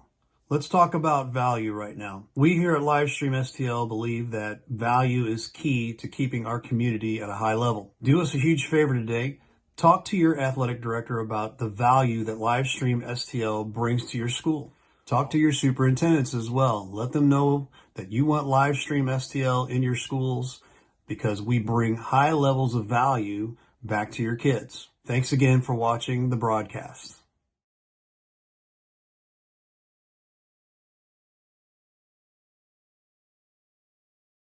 That, Ray, and I'll say real quick, I really admire what you guys do with this. I think everybody who's ever tuned into one of these, whether it's a Legion game, whether it's a high school baseball game, with basketball, football, whatever it is, I've heard nothing but tremendous feedback about Livestream STL and what you guys do and the quality of production, things like that. I would really encourage anybody who's involved in athletics throughout the county, or really anywhere in the metro area, anybody who's interested in sponsoring activities to get on board and get involved with this. I think it's added a ton to what we do here. It's added a ton to the program.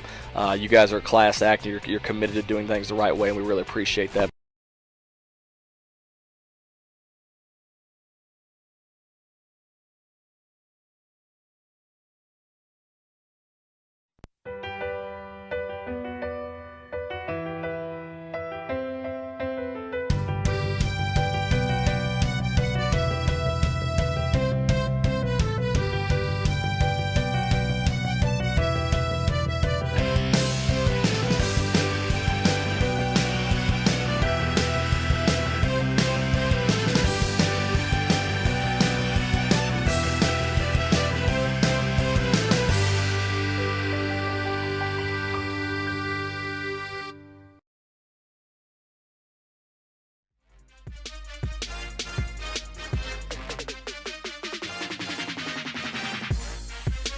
And we are back here for round 3. Before we get started with round 3, we've got just giving you a little insight on what we've got going on the rest of this week here. We are going to start with tomorrow night out at Busch Stadium. Coach Blair and Coach Miller will be with me. They'll be on the call. Live from Busch Stadium, the St. Pius Lancers taking on the Roxana Shells. That will be a 5:45 start. We've got 45 minutes to get in there, set everything up, and get it rolling. So pray for us. That's all I got to say about that. Thursday, the high school sports caravan with Jim Powers. That will be at 7 o'clock. Got some great guests as well on that, and we'll have that some more of that information on our Facebook page. Friday, we'll be back here doing baseball between Perryville and Windsor. That'll be at 4:15 on Friday. And if you're interested in helping us with our baseball advertising, give us a call, 314-852-4398, or live stream STL at outlook.com. Have you checked out our website lately? livestreamstl.tkdsports.com. Check it out. Got lots of great articles, schedules.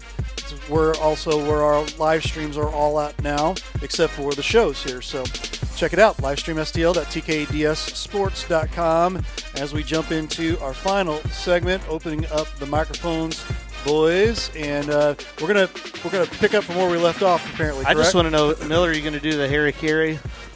Hey, everybody. Hi, everybody. I could. I can't wait. On the call? And then the microphone goes dead. Do you want me to sing the 7th inning stretch? 1 and a 2 and a 3.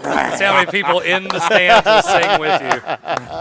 We'll call it the 5th inning stretch. There you go. There you go. Wait, are there 7 innings? 7 innings, right? 7. Sorry, Gary. You got to give a shot. Sorry. It's just too funny not to. All right, go ahead. Go ahead, Zach. Get on it. Get on what? You had a question. Oh. What? I got a question for you guys. Okay. Well, I asked it. Ray with a commercial. Listen. So we got 10 minutes on this topic. Here we go. So what do you want as a head coach? What is your most important? What do you want from your junior high programs? Are you going to focus on winning? Are you going to focus on development? Are you going to focus on getting as many kids out in numbers and producing and trying to keep those kids out into the high school ranks, because it's all small schools. I mean, we're all coaching in small schools, and so even if it is a big school, I mean, what do you think? You guess a lot of things there. Yeah. I'm doing two things. I'm first of all, Jarvis makes fun of me a lot for it, but I'm preaching numbers at the younger ages, getting more kids excited about the game. I don't make fun of you about numbers. I make fun of you when you keep 45 kids on the freshman through senior, and you play 20 of them. I play more than 20. Why don't you just put those kids who won't make the team on your AAU team? Thought about it. So, too easy. But I'm going to say that I think that's a key component at the younger level, younger ages, is getting more and more kids, because you talked about it. You got to have 2 or 3 kids from each class at a small school to develop, but you also got to have 3 or 4 or 5 role players as well. And if you're not, then you're not going to be very successful, in that sense. The other thing is, I think that it's all about fundamentals at the younger ages. If you're looking to win, if you're winning at that level consistently at a high, beating teams by 20, 30, 40 points, typically you've got some skilled players that are above the rest, and that's the reason why you're winning at that much by that. So I think that it develops by putting more and more time on fundamentals at the younger ages and getting kids playing together.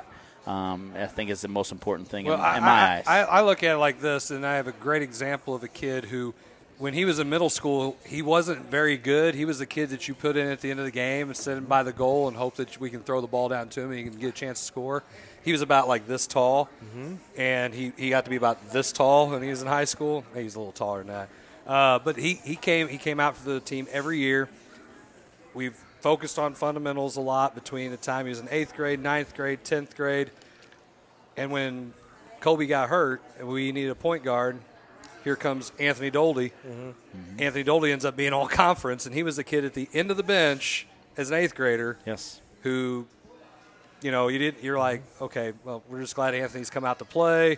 He tries every day. He's working hard. And next thing you know, you can see this kid getting better because he is playing. He is doing the work. And, again, we try to really focus on fundamentals. He was a good point guard. He was close to the ground anyway. It's hard to take the ball away from him. Yeah. But he was quick. He used his athleticism. He could jump off the ground. We didn't even know he could do all this stuff. But he worked on his game, and that's the important part. And you keep those kids in the program together and develop them as they go. So I want the development. I agree. I want the development. Numbers, development, excitement for the game. Yeah, I was going to say numbers is a big thing because not 45, but numbers. Yeah, numbers and development would be my second thing. But numbers is good. I've had some kids that they didn't play much as a 7th and 8th grader. Like, they weren't like the star. Right. And then they got to the high school level, and Coach Goodwin's like, man, can't believe so-and-so is now starting for you and producing when he was in 7th grade, man. You just don't know. So you just don't know. Especially, and we talked about, I remember months ago talking about that, and we said the difference between girls and guys was that some kids, some 8th graders have probably already gone through puberty. Some 7th graders have, and you just never know when they're going to get their growth spurt. Late bloomers. Yep. Well, but what you're saying is you're not going to focus on winning. I don't give a damn about the winning part. But that's I want to win. I like to win. It's not the important part in middle school. It's not the important part as a freshman in the freshman team. Agreed. I want to see what they can do as far as where they started at the beginning of the year and where they are now and how they have improved their game. And that's the important part because at some point I need this kid to be able to play for me as a varsity coach, whatever his role is, whatever he can do. And the kids that talking about roles a while ago and how kids don't like theirs, I don't know how many times I've had this conversation. If you don't like the role I give you, go home and get better. And I will change your role. Yep. Show me you can play and do something else. Don't just wake up one morning and stretch. I think I can shoot the ball today. You mean you have to show up to open gyms? You have to show up to stuff. Gyms, you should be there in the summer. You have to spend hours doing it. No matter what grade you're in. Not hours playing 2K, whatever it is, on PlayStation. Because you can make it as fun as you want, and you can make things as fun as you want. If kids aren't going to put work in, but it's hard. Here's another thing. It's going to be hard for them to develop. Do you get the kids that come out and are there at every single thing? Are they getting better than the other ones that aren't? As long as they're sitting doing at home what they and then should they be want to know doing, why they didn't play. Why didn't you get to play? Well, those kids are at every single thing, working their tail off. Haven't missed an open gym. Doing what you're asking them to do, and they're getting better. And so the light bulb should be popping off and saying, oh, is that what you mean by that? That's what you mean by showing up every single day and doing your part to get better.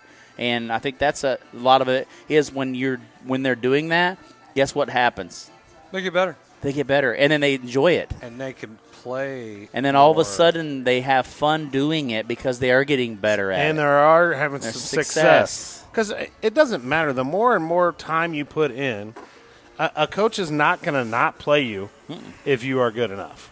I mean, the coach is going to play the players that are going to help them win, no matter and what. that's why I tell them, like, listen, if you think that I'm wrong about not playing you, prove me wrong. I want you to. Right. I want you to be look, this is where I want you to play. I want you to be pissed off about it. I don't want you to want to be that role to be that guy. I want you to say, I want to start. Right. I walk around and talk to all the kids. I got a bunch of kids. I go, where do you want to play? I mean, what do you think you're going to do next year? And it's, I want to start. Then show me. Right. Show me you deserve it. Show me that you're going to earn it. Put in the work. And if you don't do that, I'm not going to just give it to you by default. Right. Oh, you're a senior. Here you go. Hell no. I started freshmen in the past. I don't care how old you are. I care about the guys who can play. They put in the work. They're fundamentally sound. They work hard every day. They got a good attitude. They are good teammates. If you can't do that, then you don't deserve to. Well, That's I all think there is to it. Go to some other school. Coach Rhodes pointed out here in 2 or 3 things, but I think one of the things he said is, I think this conversation is totally different between boys and girls.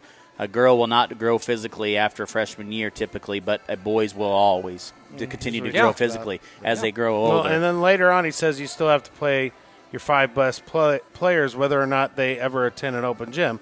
Correct, but most of the time your best 5 players are the ones that attend. They want to attend because they've gotten better, and they've worked on their game to get better. But I'm talking about junior high. I know you guys have moved over to the varsity level, but I can't talk to 8th graders.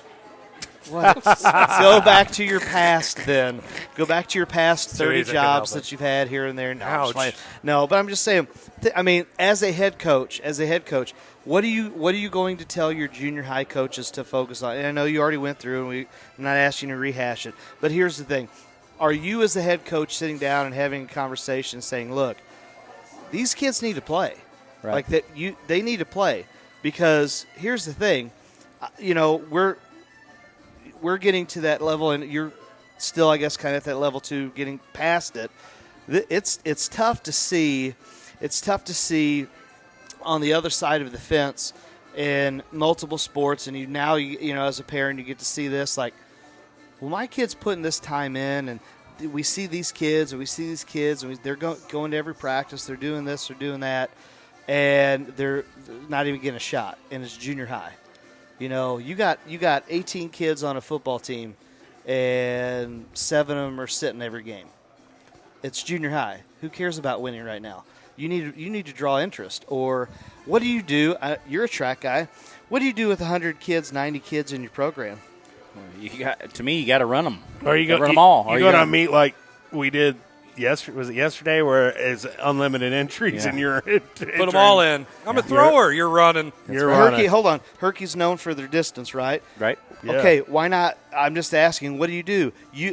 Obviously, you guys are doing something right to develop year after year after year, whether it's cross country, whether it's distance, because we're running. And so, anyway, what do you do to that 7th grader, that 8th grader that's maybe low on the depth chart, if there's such a thing?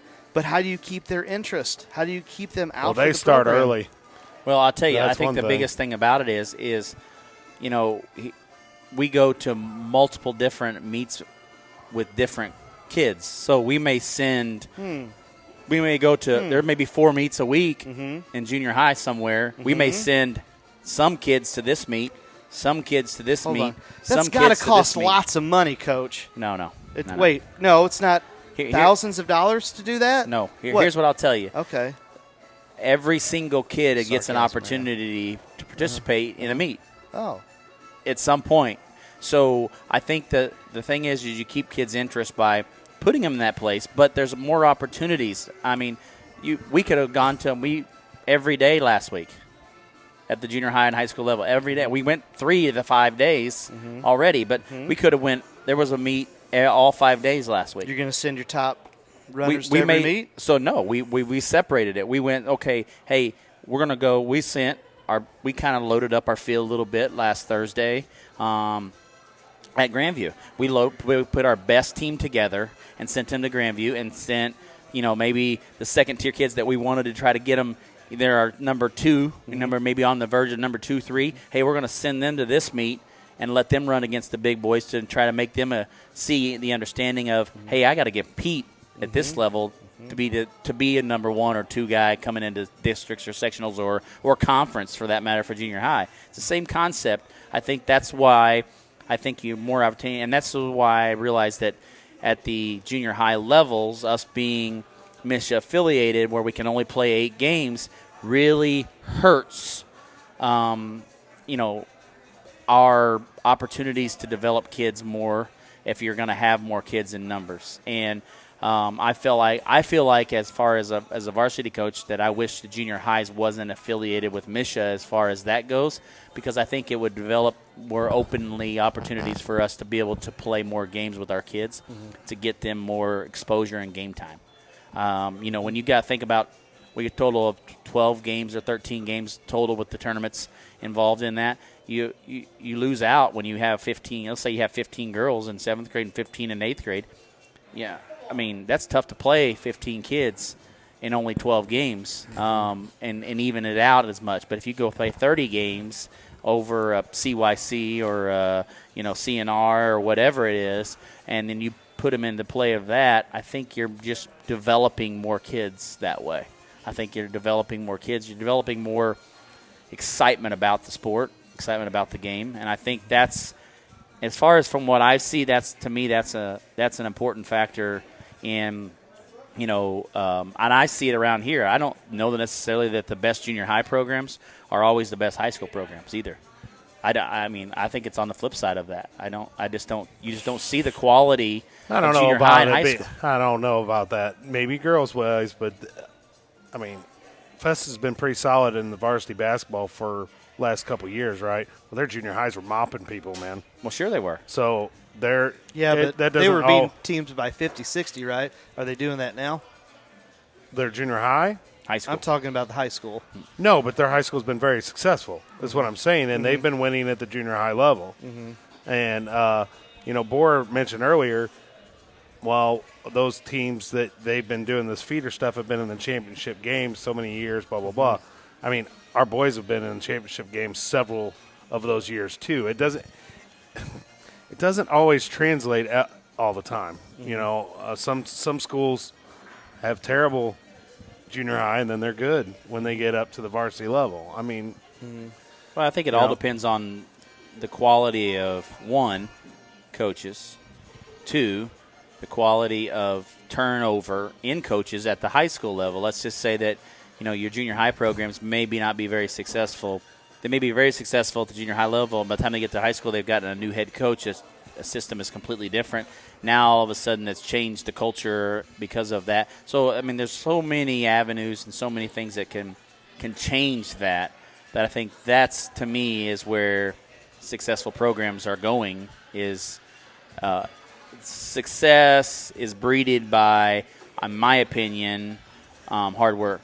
And if you're not getting your coaches and your kids to work hard in junior high, they're probably not going to be working hard in high school either. I agree. I mean, I don't see it. I don't see it translating any different, in my opinion. And if you're not starting them out at a young age, I don't think you're getting them excited about it. I think you're losing excitement because you're getting them and they're automatically having to compete at, let's say that they used to get them in 7th grade, and now they've got to compete right at 7th grade, and they're fundamentally not there yet because they haven't done all this stuff. You see it all the time. They haven't done all this stuff. You see that all the time, though. You can tell the look, especially in middle school, you can tell kids that don't play. Oh, sure, absolutely, you can. Yeah, so, and that's no fun to be on that team when you're a bunch of those kids, right? But again, do you have parents who are going to take that time to do that and bring these kids together? You have kids who love playing the game. All those factors play into it to be able to do a feeder program at all. Because if you don't have parents that are involved, well, you got to try to do it. It doesn't always work out very well. Then at the same time, if the kids don't like doing it, then you're not going to have kids showing up to stuff, whether it's practices, whether it's open gyms that you're having or whatever. And they would rather do other things, then guess what? It's not going to be as successful. So you have to have a combination of a bunch of things. But they have to be able to function and play whatever level that they're coming into. So if they are coming into 7th grade, it's going to be important. So those years before that, you can't just, oh, look, a basketball. What do I do with that? Right. Son, you're a freshman. You should already know. Yeah. Yeah. And look, being a guy who now doesn't get a chance to work with middle school kids like I used to in the past, I see how a lack of fundamentals, let's just go with that, makes poor Coach Kurtovic's job very difficult. And there's no wonder why he's so angry all the time. Coach who? Coach Eddie. Coach K. Not the real Coach K, the Bosnian one. I was like, you got the real Coach K over there now? I knew you were making some changes, but dang. No, we're trying to, you got to make up for my deficiencies. You get the next step down, right? Yeah. Next step Now, down. and of course you're going to have exceptions. You're going to have some kids that maybe basketball isn't their primary sport. I mean, I had Jordan Duncan, but he was the best player in my program. I mean, I didn't, I don't penalize kids for not showing up, but it shows the ones that show up. Sure it does. And he was a kid that worked all the time outside, But, on his own. But, when real quick on open gyms, that doesn't necessarily translate to instant success or you're great because you're going. Because if you got a group of kids coming and other people are coming, you're trying to beat that guy out for playing time and he shows up, well, you're both at the same level. You're both playing. You have to do stuff when they're not doing stuff. But open gyms, if you're an older kid and you're not coming to open gyms and you're allowing some underclassmen to show up, this is me. I'm like, oh, okay, I get that kid for 3-4 years, and I only get your sorry ass for 1 or 2. Yeah. Yeah. Okay. Well, look, if they got legitimate reasons, I have kids all the time who are going to football combines. They're doing things. They have legitimate reasons. I had kids I know are just going home and they're playing Xbox and they ain't doing a damn thing. Then guess what? Okay, go have your fun. Right. It's going to be fun while we're playing and we're competing and we're winning, and you're not getting to play and you're feeling sorry for yourself. And that happens. And I do not base open gym attendance on if they're playing, but I am looking at, that's just one of those things you look at. Oh, look, I got a senior showing up. That's a good example for younger guys. Yep. It shows that he wants to be there. It shows that they care about the program because we try to have this mentoring culture where, hey, we want you guys around this to help build the program from what we're trying to say all the way up. And if you don't have the older guys doing it, then you don't have all the buy-in that you want.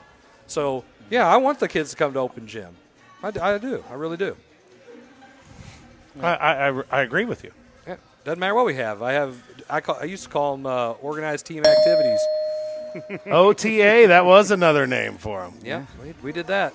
A Happens. lot of times I'd have OTI opportunity to improve. During the dead week, I turn over a list of things I want the seniors to do, and I make our captains or whoever is our captains. I can't practice you. I can't work with you. Yeah. Here you go. Yeah, that's what I let them do. So it's you might give out like a shooting program or something and say, hey, I do it before the dead week begins, and here's what I want.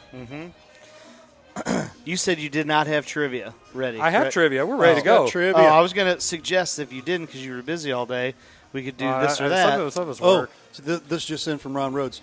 Are you still going to play your 5 best players whether or not they ever show up to one open gym? Wait, I give the opportunity for kids to come to open gym and get better. Yeah. And open I tell gym kids, isn't the end all be all. We're not saying that. I've told kids, I said, listen, you can if it's a competition between you and another kid, and they show up, or you show up, and that kid doesn't, and you show up to everything, open gyms, all the summer events, anything in the fall, and that kid does it, and they come in November, and they still are better than you and outwork you, I'm going to play the better kid. Yeah, sure. This is your opportunity to close the gap between someone you're competing with. It doesn't mean that, that's the guy.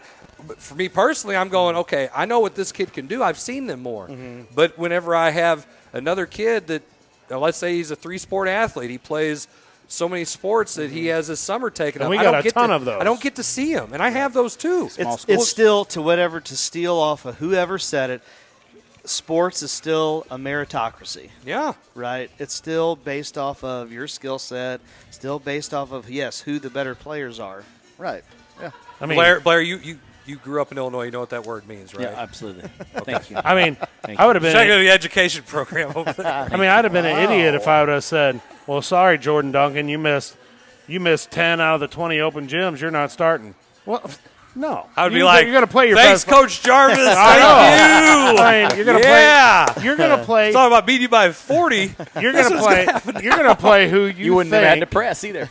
Yeah, you're going to play who you think are going Post to win you the players, game. you're now the point guards. Bring the ball up the floor. I'm kidding. Totally kidding. Another post in here, Kevin Holly, technically yes, but since they aren't part of the school district, It's a reply, though. Oh, is it? Okay.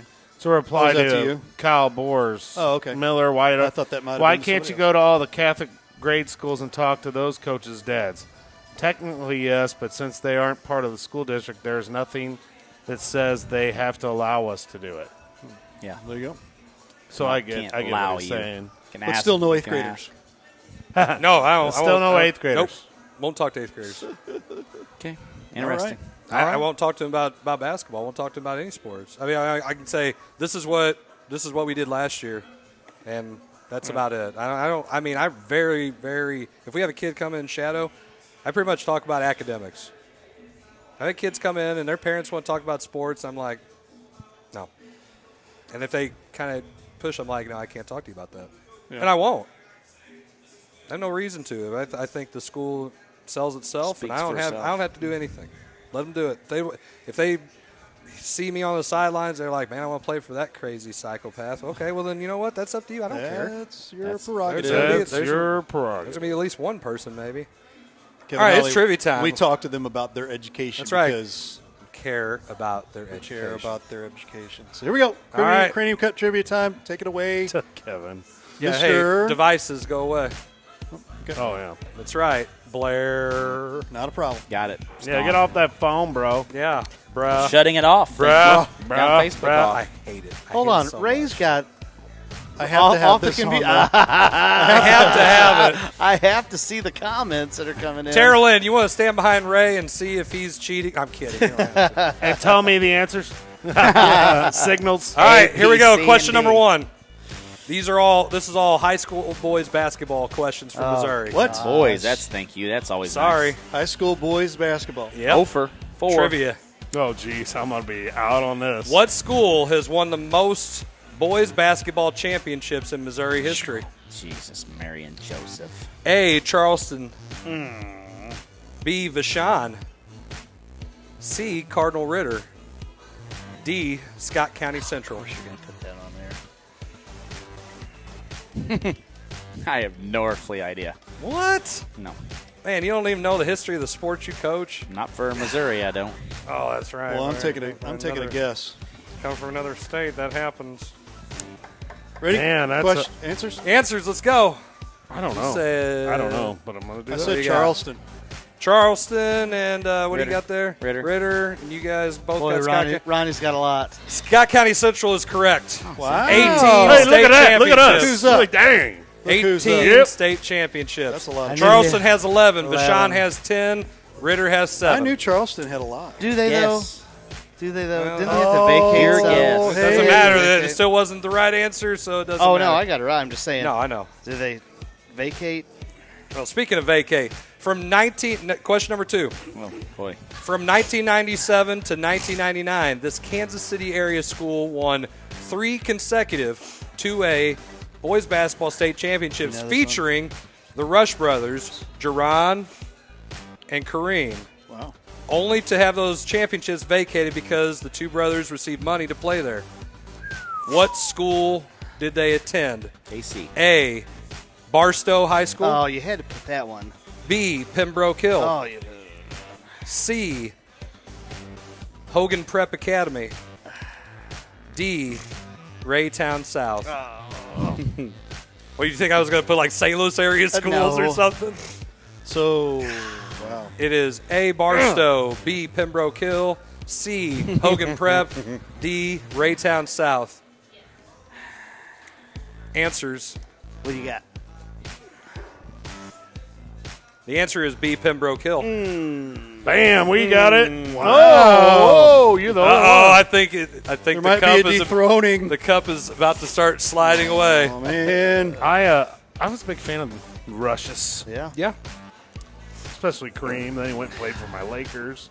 I mean, that's a Mizzou dream right there. Play for Mizzou, then go to my team, the Lakers. All right. Question number 3. Who was the highest drafted in the NBA draft? Who was the highest NBA draft pick from the state of Missouri? Oh. A, Steve Stepanovich. B, Jason Tatum. C, Bill Bradley. D, Otto Porter Jr.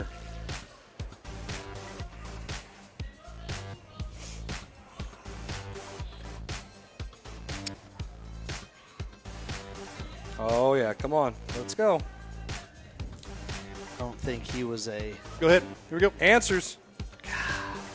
Answers. I don't know that he was put. I don't. That's between two of them, and I'm not sure which one. I'm not sure who it is. So Let's go. Come on, Crystal. Come on, Crystal City. It's not him. I don't think it's Bradley either. I don't think it's Bradley. Blair, what are you doing? Well, Drawing Tatum- circles? And Well, come on, pick one.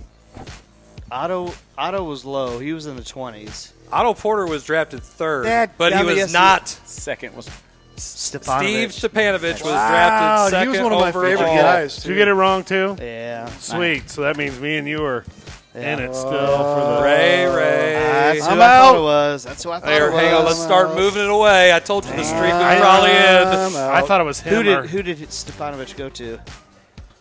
Or was he 1, 2, 3? Oh, 2, hang 3? on. Yeah, he was the second pick. Trying to think. I knew it Did he had go to be to him or Indiana Porter. Nuggets. That's gonna what say, Otto I was 3? Yeah. Otto was Indiana. 3 Yeah. to the Wizards. I knew he was big. Yeah. Yeah. He was the Big East Player of the Year as a sophomore. Mm-hmm.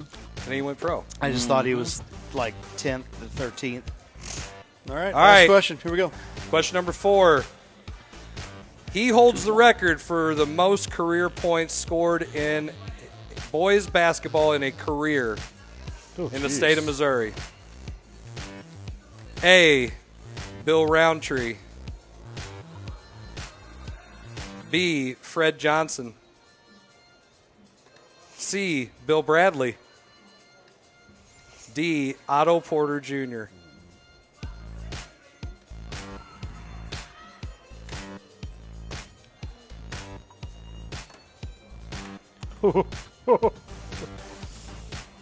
BB, baby.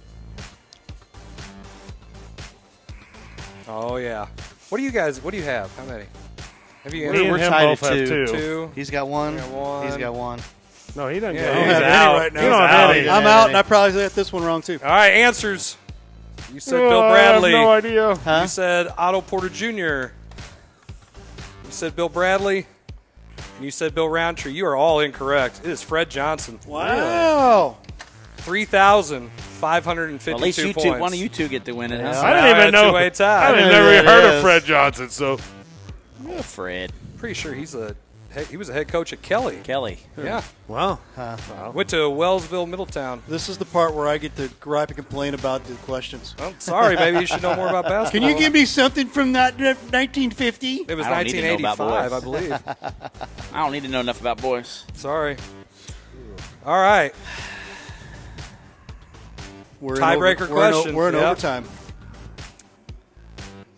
Yeah, okay. Question number 5. In 1945, Conway High School. I had to do it just because of McVey. Stop. Trust me. It's not. You'll need to know the school. Just be cool. Conway High School. Conway High School defeated Springfield Catholic for the boys' state championship. There was only one class back then. They set the record for team wins in a season that year. How many did they have?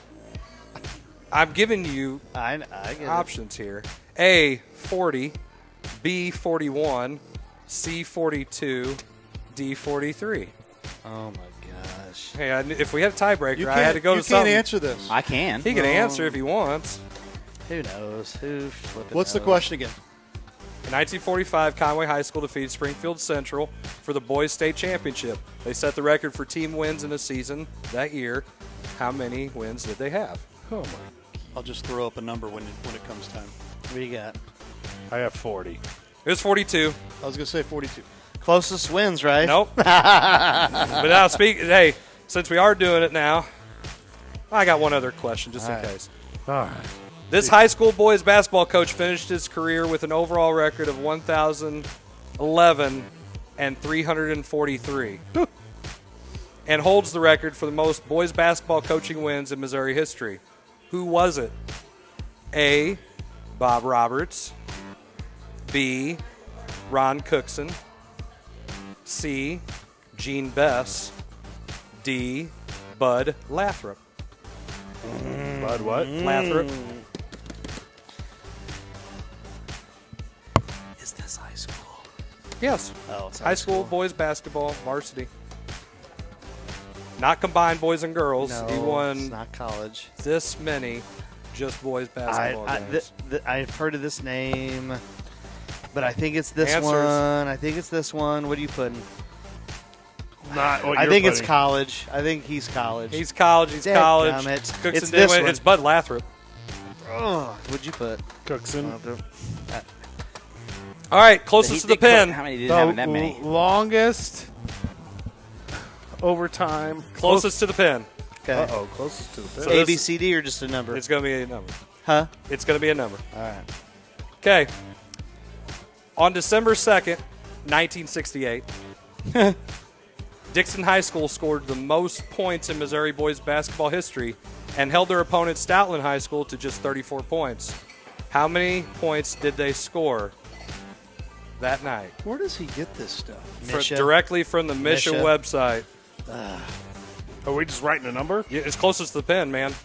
Let's put it this Highest way. or lowest, or does it matter? Are Doesn't you out? matter. As close Price as you is are. right. No. Price is right. Closest They to the scored. pin. The other team scored 34. The others, yes. Stoutland scored 34, but Dixon scored how many points, which was the record for most points in a single game. Gotcha. I'll have to get calculator time here, probably. Carry the one. Going low, I think it's higher than that, but just because I want to guess. I mean, look, it's over 100. Oh, yeah. Well, I'd hope so. I've saw more scores of that. You said 149. You said 141. The answer is 172. 172 to 34. Champion. I never want to hear anybody piss and moan about getting beat when you get beat 172 to 34 Without a three-point line? It's 1968. Oh, my goodness. Wow, 170. 172. Here we go. New Cranium Cup champion, Mr. McVey. Wow. Thank you. I wouldn't have thought. Check it You out. should go back. You should go on there sometime and look at some of these records. I thought you were going to ask one that had, like, what was the lowest score? 2-0. That was. We almost had the lowest score earlier this year. I think it might have actually been I had some for good a half. would you rather questions, but we're Yeah. going We'll on like save 2.5 that. hours. I know we're going on 2.5 hours. Yeah, we've had a long God, one. are I'm people ready to still go. watching? Go to bed. No, Not really because of all the problems, but Yeah. we got a lot of the problems. just fixed, splice so it together. We're going to splice together and Put a put it little together. Scotch tape on it and and- Kevin, you say, are they counting the vacated ones from Fashawn? I don't think it is. I think they won 10 without being vacated. Well, there you go. Yeah, Jimmy didn't get a TV on those. Jimmy McKinney. Let's draw. Let's who our winner Yeah. is. Before we Oh, close yeah, the show. yeah, we gotta do that. We got. Good thing you remembered that. Yeah, I know. The irony of McVey winning on that question. Laugh out loud. Who said that? Michelle. Hey, nice job. Tip my hat. There we go. That was good. Especially to win on that question. No, we're running up the score. Yeah, hey, wait.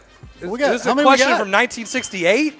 And running up the score on somebody, too. Right? All right, here we go. We're going to spin the wheel.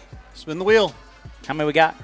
A few. We got like 10 or something. Hey. 10. Who is it? Amy Duncan. Duncan. Oh, yay. Yaha. Oh, Amy Hey, Duncan. she's in it. Hey, there we go. Yeah. There we go. Just like that. There we go. Dropped one on How Margaret. about that? How about that? Are we still doing the the sponsorship deal. Yep. Okay, so we need to probably throw that up there. So I'm going to give the floor here. I'm going to give it over here to you, Mr. Blair. You're going to have to move the cup, though, because it's in the middle of your face. Well, someone's just so happy they got it over here. Right. So there you go. Congrats there, My Mr. precious. McVey. Yeah. I was seriously going to do a commercial or a video where I had it in bed, sleeping with it and stuff like that. And so, but I was like, hey, it was I'm easy not gonna come, be easy like go, that. Ray. It was easy come, easy go. Don't worry, McVeigh's that's on his mind next a whole week. Right. He's gonna be sleeping with it. Yeah. So I'm gonna throw up the Q code here real quick. Let me find it. Sponsor with us. Yes. Coach Rhodes knows exactly about that Dixon. He said that's there what we go. John Brown played for Dixon. That's right. Yeah, All right, wow. there it is. Coach Rhodes. He's forgotten more basketball than All some right, of us. so we'll go ahead and share it out there. And, Yep. we're looking for some sponsorship for the show. And what we're going to do with those sponsorships is basically give back to the local community. $50 will allow you to sponsor a segment of the show. With that $50, you will get your name or your name of your business that you are affiliated with on the screen during that segment, and we will mention it at the very beginning and at the end of each segment that you were the sponsor of that show. You will get that sponsorship for an entire month, so that's 4 shows for about 35 to 45 minutes, give or take the topic when the segment, and as well. And that's will be for a whole month for $50. You get 4 of those shows. And then we have the $250 one, and that is basically the entire show. You get it for the entire month, and you're the whole sponsor of the entire show for that whole month. So your name will do a commercial for you. The boys and Ray will do a commercial for your business, and we will highlight you as far as a sponsorship for our show. And we will get your business and or name out there. But more importantly, what are we getting with this? Is we're going out and we're going to try to get out some items from the local community, local businesses, as just like Hopachanga here, to basically give out gift certificates, give out prizes, whatever they would like to donate or we would like to purchase from them with the money that we do get, to try to give out once a month some nice item from a local business, a local community, to just basically give back. And then, the $250 one, what we'd like to try to do with that is the more we get, more opportunities we'd have to try to maybe do a scholarship for one senior boy and girl from a school in the county. And that's kind of been our thought process. That's kind of something that's going to be down the road, as we get this thing going moving forward. So we've been very gracious to be able to have some support from a lot of local businesses during our 57 weeks that we've had. And so we want to give back to those businesses, but we'd love to give back to more businesses. So if you want to sponsor our show and a segment, reach out to any of the boys. We'll get you that information. Scan the QR code. Scan the QR code that is on the page. We will share that on the Coach's Box page. So like and share the Coach's Box page as well as Livestream STL, and you can get that out there for your opportunity, to maybe win a prize each week as well. So we appreciate it. Like I said, if you have any questions, feel free to contact us, and we'll get you the information you need. There you have it, and there you are. There it is. Appreciate it. We'll be out at Busch Stadium tomorrow night. It's a nice cup. Freezing our booties off, but bundle up. Yeah, we're going to definitely have to bundle up and. Hey, everybody! Hey! I want you to open up with that. I say I'll go up and I'll do the Harry Carey voice. I want to know if there's going to be mics in the dugout. Like, we're going to mic up Eddie, Coach Marino, and maybe listen to him. How about that? It's a family show. I don't think we can. Yeah. Definitely going to have to be a family show. There's no going to be. All right. No, come on. All right, there you have it. Thanks for watching The Coach's Box. Ray Halbrook here from Livestream STL. We'll see you next week, and we'll figure out what we're going to do next week. I hope it's Wednesday. Hopefully, we'll see how it goes there. Thanks for watching tonight. We'll see you again. Check us out tomorrow night out at Busch Stadium. Have a great evening. We'll see you later.